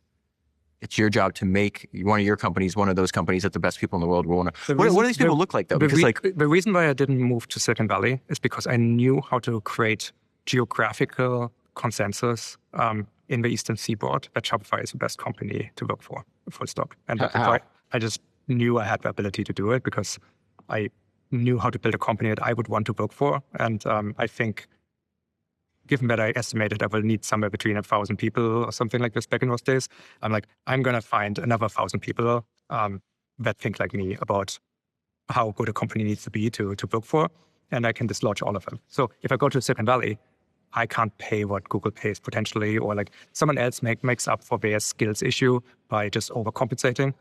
It's called compensation because you kind of have to compensate people for the shit you ask them to do. And, if there's a lot of shit you have to compensate people for, but you have an enormous amount of resources, you can make up for skills issues by money. So in the East Coast, which was much more hedge fundy and much more high finance and for the kinds of hackers I wanted, I knew how to do this. But wait, I want to pause there. I love this idea where you're like, I'm going to build a company that I would want to work for. Oh, yeah. That's on one end of the spectrum, which is great. You also had this like thought experiment that I heard you say before, which is like one of the worst things that could happen on the other end of the spectrum is you wake up 10 years from now and you built a company you don't want to work at. Yeah, and then you have this great line I want to pull. It's like, that's dystopian. There's so many companies I wouldn't want to work for. Why did I use my life to build a company to build another one that I wouldn't want to work for? You just should build a company that's worth working for. Yeah. Like again, in your, you should, take pride in your work, in the inputs and how you did you accomplish the things you set out for in the aggregate, right? Like be easy on the path, but like the outcome should matter to you. And man, I just shake my head sometimes with how people overcomplicate these things. It's just it's kind of, man, people know what they're looking for, right? And some, I'm talking about very, very, very fortunate people here, people who have a lot of choices, who have incredible competency and in some of the rarest skills, and combining this with an enormous drive. There's a couple of different attributes that all have to come together to be one of those people who can command hundreds of thousands, millions of dollars of compensation package that you can make in this industry, but partly because you're worth it, right? You're contributing more than that to a mission like this, and therefore you can command this kind of compensation. And that's the way this all fits together. I think of everyone as an entrepreneur, really. Your capabilities, you are the entrepreneur of your own work output. Your product is what you can do and what you can accomplish. your market is the companies that exist, and you are selling a exclusive subscription that's the institution of employment, right? It's a two-sided opt-in relationship. Whenever people come to me and saying, "Hey, how do I earn more money?" It's like, well, be too good to ignore when we increase compensation. It's like be better. You're making this amount. You would like to make this amount. In which way have you become so good that you can add that amount of increase to, just like the collaborative project we're all working on? And so I think that just sort of clarifies and simplifies things, right? So, I mean, all this said, I don't want to make it sound like it's inevitable that if you just do all the right things, you end up there's always a information gap and reputation lag. And I'm out there recruiting and telling people about the company a lot. What helps me a lot is people are curious about the company and have heard about the company and so on now. That is because of things that were under my control. I tell people that it's an unshared attention company. There's no part-time jobs. You will have to put a lot into it. You're going to get even more out of it. You will make great money, but we attempt to never be the highest compensation bit, because we have found that the people who optimize for that above all else actually don't do well at the company. Because Shopify is a mission-driven company. Exactly. And the thing I'll promise is in terms of your own skill set, partly based demand, partly by osmosis, and partly based on culture that's surrounding you, you will advance vastly faster at Shopify, building capabilities, skills, and correct ways of thinking and mental models and these kind of things than I think at any other place.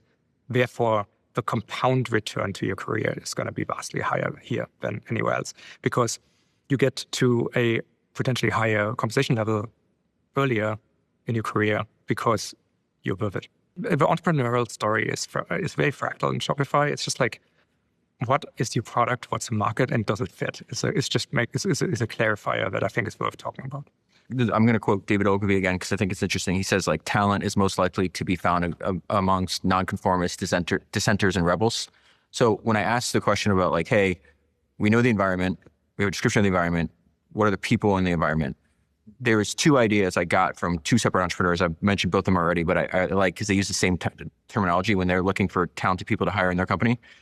Daniel from Spotify and Kareem from Ramp. And they both said the same thing to me. They hire for spikes. Mm-hmm. So spikiness. So a lot of people, a lot of big corporations, they want you well-rounded. No, this guy might be a bipolar alcoholic. Exactly. Or this guy might, have some other, might not shower. Yeah. So Steve Jobs, he was hired at Atari. Everybody's like, Nolan Bushnell, the founder of Atari, you can't hire this guy. He stinks and he wants to sleep at the office. And Nolan's like, yeah, but he's really talented. So he's going to sleep at the office and you just got to hold your nose when he's around.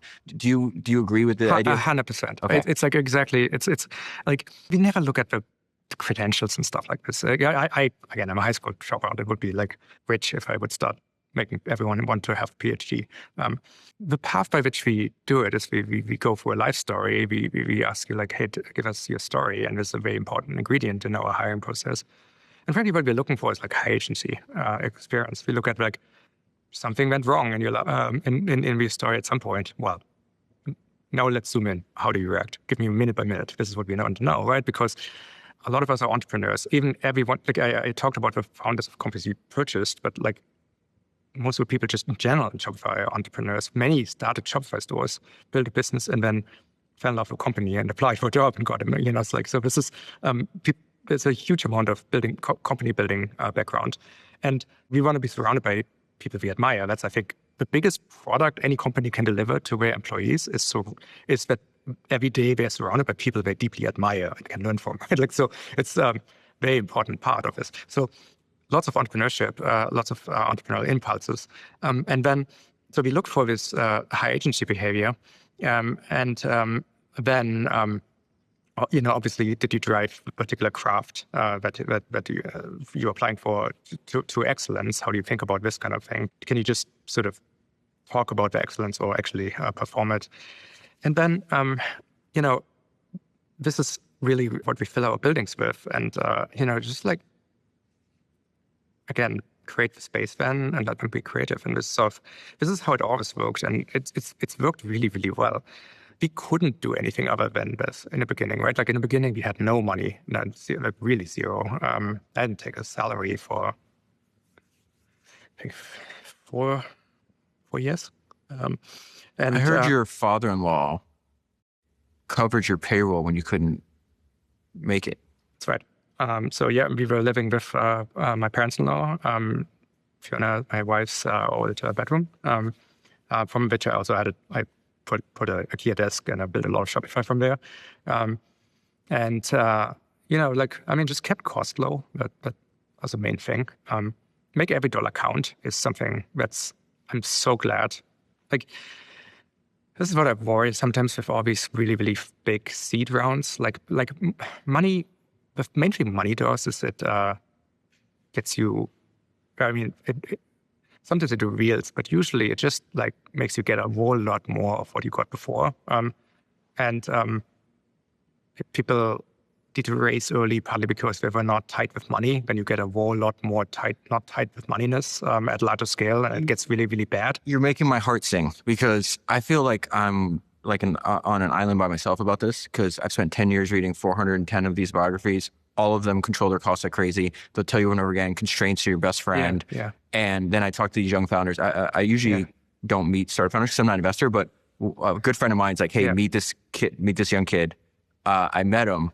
And one of the things he was talking about is like, yeah, let me show you pictures of like this beautiful office we're moving into. And he was showing me everything. And I was like, this is stupid. Like, you haven't done anything. You don't deserve this. Yeah. And I go look at like where did like Apple start? Look at Microsoft. Microsoft started work in a strip mall in Albuquerque, New Mexico. Yeah, right. Like, and you need a triplex in Soho. Like, what are you talking about? It's and so the question what I pointed to him was like, okay, how does this make your product better for your customers? Right. And his answer was, well, I'll be able to recruit better talent because the office is nicer. Then you don't have a mission. It can work, but like I feel like you built a $200 billion company in your wife's childhood bedroom. That's where you started. Yeah. Like, maybe we should repeat that over and over again. Like, just go look at where these companies work. You mentioned the Larry Ellison episode I did earlier. Like, they're in a shitty office building. Yeah. Like, I think they had three separate rooms. Oracle, that's where Oracle started. I think, there's a well-documented effect of when companies build monuments to themselves, they usually decline right after, right? Like, so, that has a long running history in business history. I do think there's an art, I do think that companies underinvested into office space for a very long time, and it actually was a mistake. I think space around us is actually extremely important, but it doesn't need to be expensive.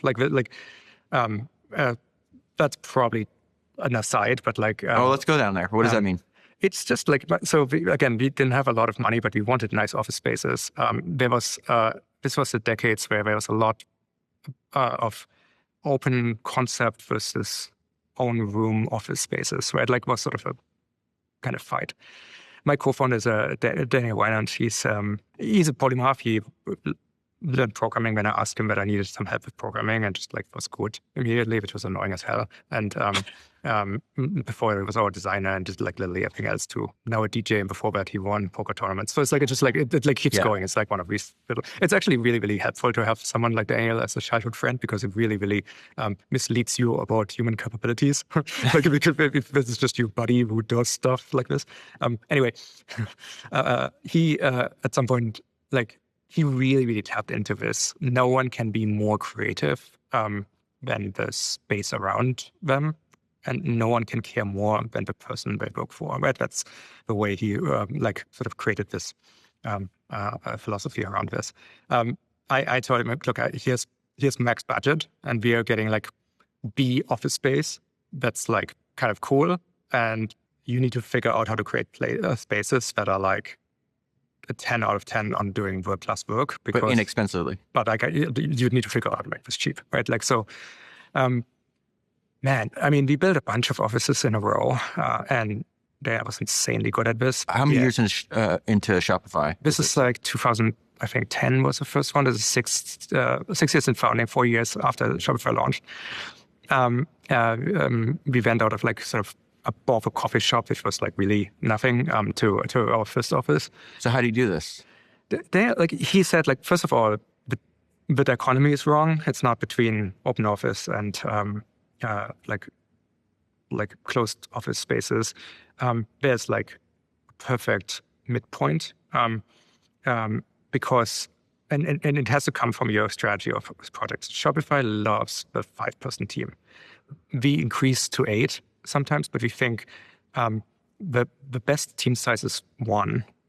Because like a single offer can do things that is impossible to do for teams and hit high notes that are unreachable. But I think Planet Earth has rather played the field of what can be done as solo projects. Actually, it's changing again because of AI, but like, which is the exciting bit. But like, most projects worth doing need to be done in teams. Then there's a magic number at 5. This is sort of what the military ends up like figuring out too. Like they test these things and come to the same conclusions. You can sort of temporarily go up, but then at some point you have to split teams and parcel out the tasks. Each of these gradations is like, I think, a 10x loss of productivity. So Shopify is like, of our like R&D team is, I think, 3,500 people. It's really lots and lots and lots of small teams. And this is also why we need this legibility coordination layer that I talked about earlier. Okay. So pods. They figured out how to make pods that are like exactly, they are private enough while being open enough. They never make the office feel dead, but they also draw you around. It's like, what's a pod? What does that mean? It's just like it's a room that just like sits up to, like when you put the 7th person in, it's uncomfortable. Like it's like, again, think about how much policy you don't have to post. If the environment just makes you do the obvious thing, you can play with uncomfortable. It's too many people in this area. Like when you know what you're doing, now you don't need to post a policy about how many people you want in a pod.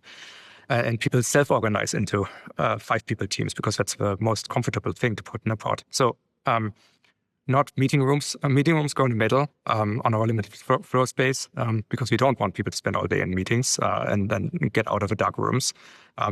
We put like everyone sits around the windows in pods, and they're like structured in such a way that it all works. The coffee area is on the other side to create serendipity. We cut through every floor eventually to create stairs that we move teams in such a way that certain teams that have to work together but work on infrastructure, separated them out in floors so that they going to each other would run into other people who are using the infrastructure to, and so on and so on and so on. So design, being super conscientious about this is really important. Daniel did an amazing job. I think we open sourced the floor plans, and I think lots of modern. This is not interesting anymore when you look at what they look like, because I think that work has gotten absorbed into the tech industry as a right midpoint. And but many people cargo cult it, like they just Xerox copy it essentially instead of understanding. So they make pods too big or whatever. Look, these kind of things. We talked about cargo culting a few times. You observe that behavior in other companies. I'm curious what internally you have caught your own company cargo culting. Oh, we actually, we are in a Toronto office here. The Toronto office actually has a few floors that are clearly mimicry of these ideas that Daniel figured out, but are not. They don't understand where the ideas come from. Like again, pod's too big. It's like more. The nice meeting room is right at on the window, has lots of light. Just like, again, maybe this is okay to have a view, but like I went with the teams through it because we then changed some of the floor plans after I moved here and realized like, holy shit, this is like, Norman doors everywhere. Fuck, that's the craziest thing. Wait, what? I'm fundamentally allergic to Norman doors. What's that? Doors that you push, then you realize you can't tell. Yeah. Yes. Yeah. This is the most fundamental design error that you can possibly make is like create affordances in a product that make people predictably do the wrong thing. Like this is such a like literally everyone who's ever involved in a process of designing a Norman door should, revoke their design license. Like, I'm being facetious, obviously that isn't a thing, but it's just like, man, skills issues as a door is like a very common occurrence, I think, in places that are not conscientiously designed, and like all of those doors are replaced very fast. The funny thing is you can usually turn a Norman door into a non-Norman door by cutting things away and like putting a push plate somewhere, so that helps. So I make a big deal out of these kind of things. Like, it's just like, this needs to, like, I cannot surround people with things that are underperforming the quality that of engineering we want to do. And that's down to the detail of the doors in the office. Yes. Wow. Yeah. Of course. Because product is not a thing. Product is an abstraction. Product is a name that, like a handle that you put on some totality of a body of work. From the perspective of people creating product doesn't exist. It's what other people call your work. A product is just details. It's millions of little details that are appreciated if they're composed right, and make a bloody mess if they don't, right? So from the inside perspective, you have to sweat all the details. The way you do anything is how you do everything. And that is absolutely down to the floor plans and, the ambient noise levels and so on. Just like, you're going to room is like that, like silent. It's just like you notice when you're talking while going to a meeting room, at least on the floors we fixed, based on previous specs. It's kind of uncomfortable to talk in the hallway because it's so echoey. And you walk in a meeting room and immediately, like, it's just a different noise level because it's just like diffused. We have an enormous amount of in fact, we actually worked with companies on Shopify to create the products of sound dampening that are now really, really like supply all companies, tech companies, which is really fun. And so, in fact, like everything in our offices is from Shopify stores, right? Because again, if anything we are doing is not mission aligned, we just didn't align to a mission axiomatically. So, you can go pretty far in these kind of things. When we need something for our office spaces and it's not on Shopify, we usually put a call out for someone to start that thing. So it's on Shopify and we help them get started and build the thing. And then we can maintain our 100% Shopify quota. So it's also fun. That's incredible. We did at least one enterprise sale with a supplier because we really wanted their floorboards and for something. They were really look great and were at the right price level. And but we can't place the order unless you come to our price. So sometimes we are maybe That's cheating. actually a good way to get a customer. Yeah, it's also a funny way of doing enterprise sales. I want this thing, but you just need to migrate over to our platform first. Yeah. All of the founders and extreme winners that I have studied have this one trait in common. They have excessively high energy levels. If you're going to be the best at what you do, you need to maximize your energy and output. And that's why I've partnered with Function. I signed up for Function long before they were a sponsor of this podcast. And when you sign up, they ask you what your health goals are. And my response in all capital letters was maximum energy. Function provides access to comprehensive blood tests and other lab testing to help you improve your health so you can perform at your highest level. Function has made it easy for me to monitor and improve my internal health markers so that I feel at my absolute strongest. As a member of Function, you get access to test over 100 plus biomarkers, from hormones to toxins to markers for heart health, inflammation, and stress. Function gives you a straightforward analysis of all your results along with advice from expert doctors on how to improve things like your testosterone, your stress hormones, how to reduce toxins in your body, and much more. The platform is absolutely beautiful and provides an easy-to-understand picture of your overall health. Once you try Function, you will immediately understand why it's the fastest growing health platform in the country. You can now join Function for just $365 a year. That's $1 a day. Learn more and join by visiting functionhealth.com/Senra and use code SENRA25 for a $25 credit towards your membership. That is functionhealth.com/Senra. All right, I got to talk about, I want to talk about video games. I want to talk about AI. Sure. I want to talk about them being related. I mentioned my friend Kareem a few times. I went to his house last week and I was like, dude, I'm talking to Tobi. He's also obsessed. He has an engineering mindset like you. He's obsessed with playing video games.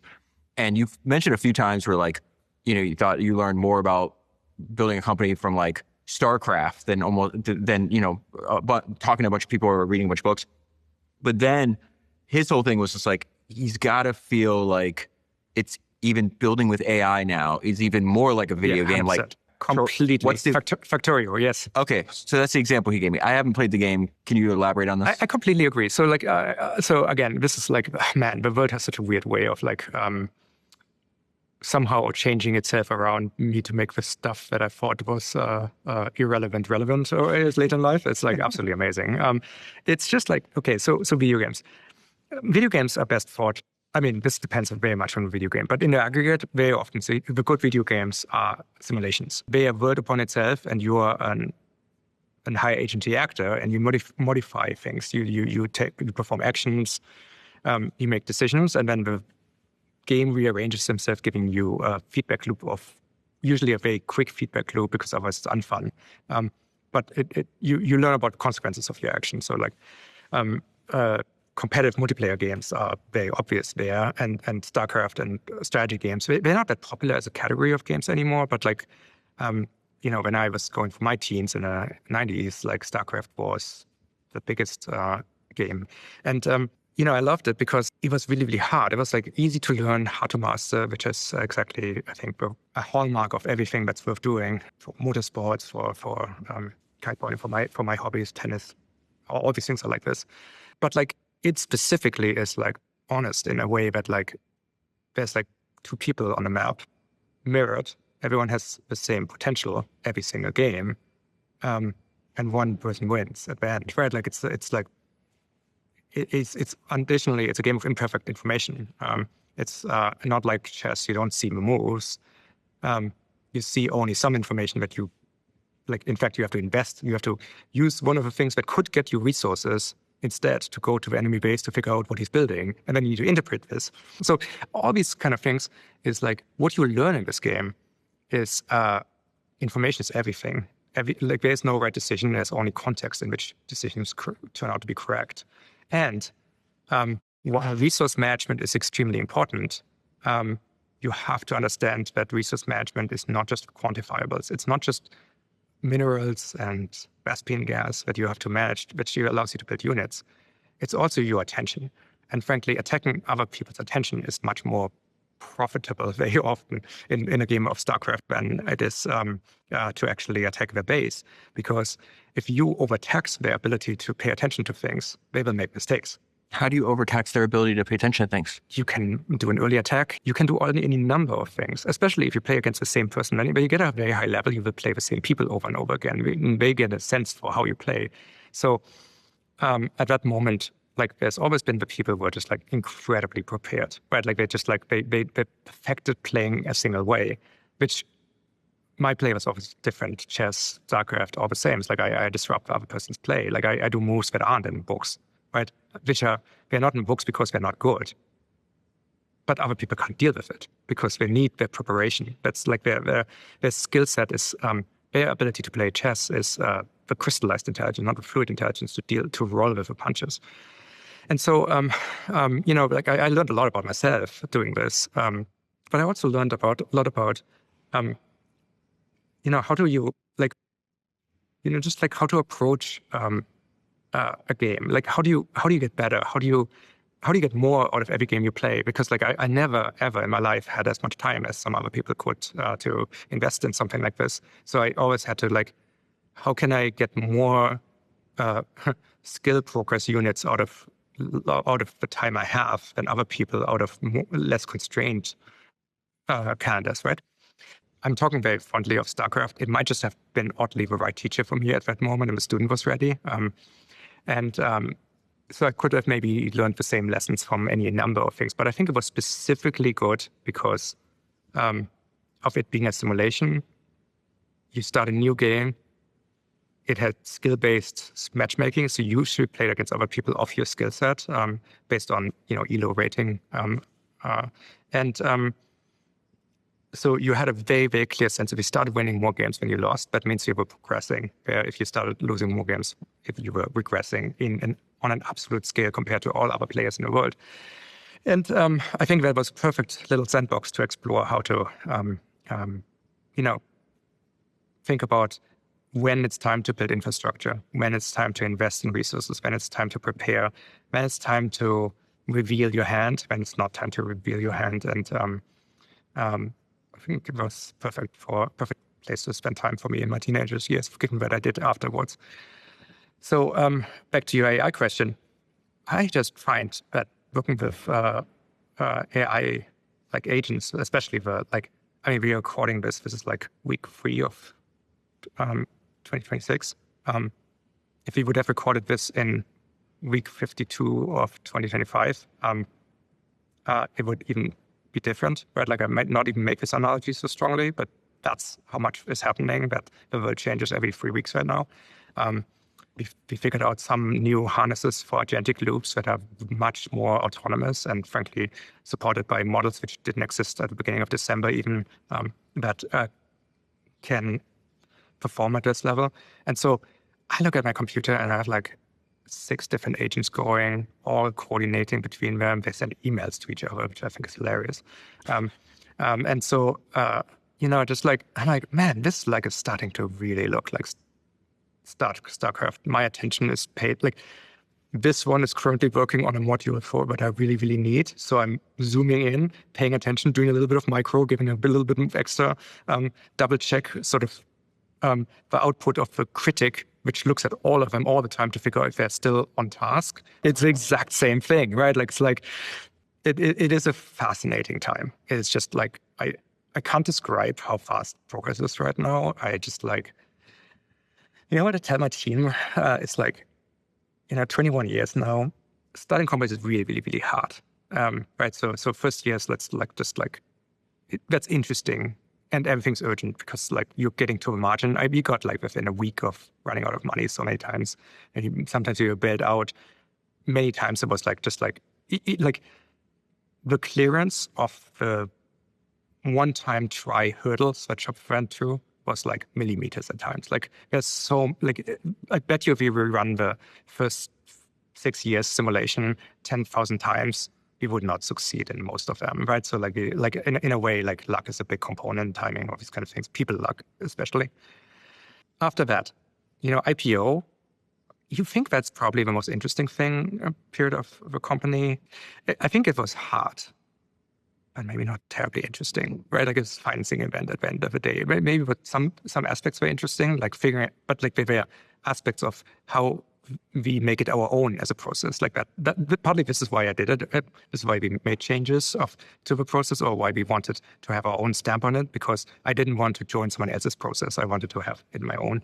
Then there's COVID, which was very, very hard, definitely not interesting, actually fucking annoying mostly. So I'm like just trying to figure out, like 2026, man, this is going to be hard and interesting. Those are the things you're most attracted to, hard and interesting? Year 21 is like, this is going to be the most interesting year in this company's history, probably in everyone.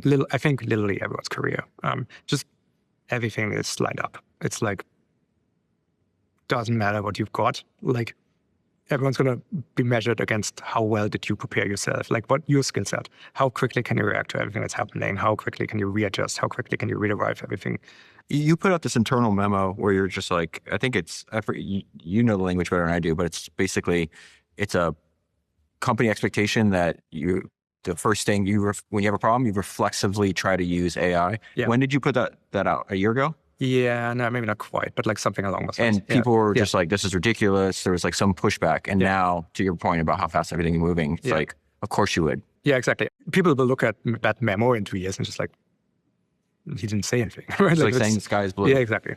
But so this excites you? What's it like? Oh yeah, man, I love that. It's like, this is what I'm here for. Like, it's just like, if AI wouldn't have happened, I don't think I would run Shopify anymore. It's just like there's much better leaders if times is stable. Yeah, but I thought you were in love with this problem. Yeah, this unsolvable problem. So you'd still work on, but you wouldn't be running it? What do you mean? I mean, I think I would be. No, I might try my hand at a different aspect of helping people self-actualize. Like I mean, my personal mission is to cause more entrepreneurship, right? Like that's like I'm going to judge my own career by the thing I discovered that was meaningful to me. Have I helped the maximum amount of other people do this thing? When did you realize that was your mission? So I know exactly, because it was like preparing for one of those internal events, summit talks, which I was like, it's always a bit of a like soul. Like I do a lot of this like message in a bottle reading and like self-introspection. And it was like, it was 2014, I was preparing for my summer talk, and I'm like, my biggest struggle was with my own identity. Like, I think I was mentally preparing for the cosplay period, which I, again, wish I wouldn't. But like, I was like, but I like engineering. I want to spend my day hacking on stuff and building things, not managing. And so I used my trick, partly, to give a talk on something that I was sort of come to realization, but maybe not fully internalize. To basically, I said, I loved engineering because it turns out that was the way how I, as a kid, when I started doing it, could build things. What I actually love doing is building things. And specifically, I love doing building things that share a thing that like I have experienced. This is a moment of becoming an entrepreneur, getting your first sale. And so I made a talk about combining those two things and just saying like my mission in life, my craft is actually building things in general. I started with products like code. I then create products, and now I create companies that create products, and I engineer those. That caused more of this kind of thing. So I kind of wrote that as a personal mission for me, and said like I will attempt to run Shopify and try to be the best CEO I can be until someone taps me on the shoulder and say other people could be better for this company, as long as it's in cohesion with my personal mission. But I'm also like I'm perfectly fatalistic about this kind of thing. I don't do the job for money. I do it because I feel like I can contribute a lot. I love this idea that you view entrepreneurship as a way to get self-actualized. Oh yeah. I mean, what's more honest? But it's also your form of entrepreneurship. I never read comments of podcasts and YouTube videos. I highly recommend against that. But people are saying like, this is like one of the good entrepreneurs. This is like what you're building and the other entrepreneurs you're trying to enable. It's not like the crony capitalistic. There's like a lot of like dirty part. I'm as capitalist as they come. So I understood what that comment meant. Out of every single note that I took from all the talks that I've seen you give before, the one that was at the top of my list is exactly how I feel about what I'm trying to do. And you said, focus on craft and giving a shit. And you said, it doesn't matter that a bunch of this stuff isn't quantifiable. It's exactly how I feel. It's such a basic thing, but it's like why? Like it's so so simple, but it's just not easy, right? Like in any which way. Like companies hate the unquantifiables. In fact, it's like it's amazing to see it. Like, man, you hire the first team together, and like if you get to talk about building a company on podcast, that means you were successful. So the first team clearly did this, and therefore the first team was very good. And the first team you hired based on your gut. You just knew. These were people you needed. You make mistakes, but you correct. And that's not just sort of like judgment, taste, maybe even bias. Like I think we need to move nostalgia into the bad category of words and bias into the good category of words, because bias is actually perfectly fine. It's like without bias, you actually have no convictions. Like you should try your convictions. This is really what I learned from the thing. So you make the first team as a pure play. This is the best I know how to make decisions. And then everyone wants you to write it down. And you know what happens when you write it down? Like, here's the things that you are looking for. Here's the thing. Wow. The people who read it are the people who are very, very good at following lists. So the people that you probably describe, not the people who go look for a cheat sheet. The people you are trying to avoid hiring are the people who will study the cheat sheet very well. So you just gave everyone a way of performatively doing the thing that you want to see without being intrinsically like this, right? And so you end up like very quickly losing your company once you systematize things. However, everyone is telling you to do it. There's a giant conspiracy against these things: taste, quality. If it can't be put in numbers or can't be written as a list, companies hate it. Yet almost everything you have to do to build a great company is other things that are these things. And you shouldn't write down. Actively avoiding to write something down is sometimes the most important thing you can possibly do. Do you think it's also related to the way you brought up sunk costs a bunch of times? Yeah. Where it's like, well, I wrote this down, I might change my mind, but there's some kind of human element where it's like, oh, I don't want to contradict this because it's in writing. Yeah, exactly. Again, people like to be consistent over time. I just don't find that important. I found the cheat code to always being right is just like change your opinion every time you get better information, right? Like, so, because as you get closer to a point where you have to make a decision, that means you will wind up with the right one. It's like if you do not stop at some point to incorporate new information, right? Like, and even if you are wrong and figure it out, again, what do you do? Right? You have a one momentarily chance to steer your concern to the best possible outcome. Are you going to take it? Or are you going to be the person who just like leans into the comfort of like somehow character consistency? Why? For what? Like again, what's the job you want to do? Is it want to look good or be good, right? And so you're going to like just change. It needs to be okay to change your mind when better information comes along. And again, here's the crazy thing. I think if you go through the transcript of this podcast, you will find, or just ask an AI to do it, it will probably point out various contradictions inside of what I'm saying about what you do. Right? I'm like, in this, I'm probably on multiple sides. The reason is actually, this is almost the most important thing.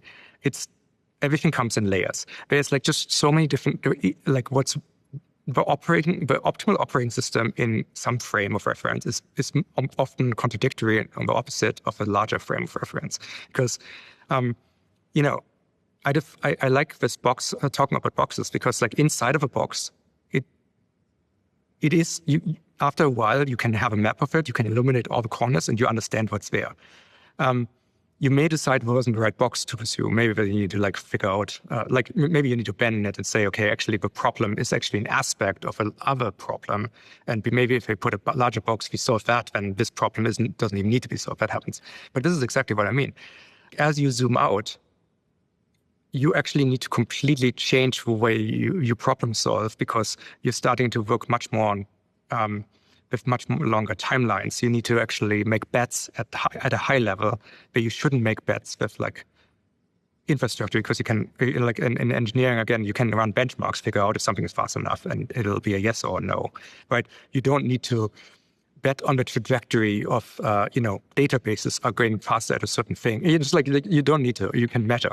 So there you want to be super quantifiable. When you try to figure out which market to go into, like you need to figure out, well, right now you have to figure out how's AI going to change that market, right? Like it's because you need to figure out the joint market, or is that market going to be a temporary, unnecessary aspect of something else we are already doing and will be absorbed into a different category of products. And is this still valuable for you to do, and so on? And, what are humanoid robotics going to do to the world of logistics? And, you got to work with trend lines mostly, right? Which is not important in many other decision making. So I think there's probably like 4 or 5 different levels by which you have to look at a problem. And that is actually a lot of the skill of a good executive, is to be able to meet the team where they are and like help them talk about the outside world, quote unquote. Like, here is how their work relates to all the other frames of reference, all the other abstraction, and how it like sits as a part in the larger company. And everyone should be able to connect what their day-to-day work back to the mission. Like, it's not like you work on customer support. Well, you're helping people literally not giving up on being entrepreneurs, right? Like this, like it's not even subtle. It's actually an easy exercise to do for people when you ask them to do it. But it's distressing in how many companies it's actually kind of unstated. The company mission is some kind of set of platitudes or something that aren't actionable. Those are unforced errors, and I think things go better when you get them right. Hey, real quick, I need a favor from you. Right now, I'm conducting a survey to better understand the listeners of this show. So the survey is entirely anonymous. It's going to ask you things like what your position is at your company, what your household income is, things like that. This information is going to help me both keep and attract the best possible sponsors for the show, which then in turn allows me to create the best possible conversations for you.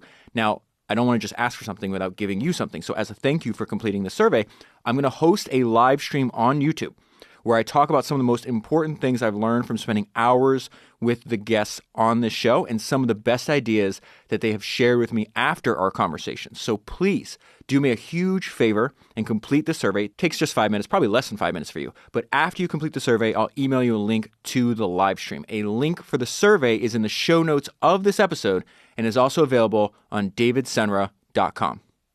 I love the idea of tying everything back to the mission. I do hope people go through the transcript of this conversation. I think it's going to be incredible. I printed out some of them. And I'm sure people are going to tell me about all the contradictions. And I think, again, this is the fun bit, right? Like, I find contradictions in my belief systems all the time because we are like balls of contradictions. I'll get messages. I'm like, I'm listening to this episode you did in 2019 and you said this, and on the new one you said this. I'm like, I've read 250 of these things since then. Like, what do you think I'm doing this to stay the same? Like, that's right. The point. It's exactly. I had high expectations of this conversation. Tobi, you exceeded them. I hope we do this at least once a year. And I think the next time we do this, we design with the constraints that you like, and we just evangelize entrepreneurship and the fact that, it's one of the most important things in the world. And I think you're creating a lot more entrepreneurs, and I'm trying to create a lot more entrepreneurs. I'll tell you one thing. Because I'm not sure if maybe I've shared this publicly, but like I think you're going to get more mileage out of this than anyone else. When we did surveys with our customers about, like, because we wanted to we need to identify where our customers, what they do, what do they read, these kind of things.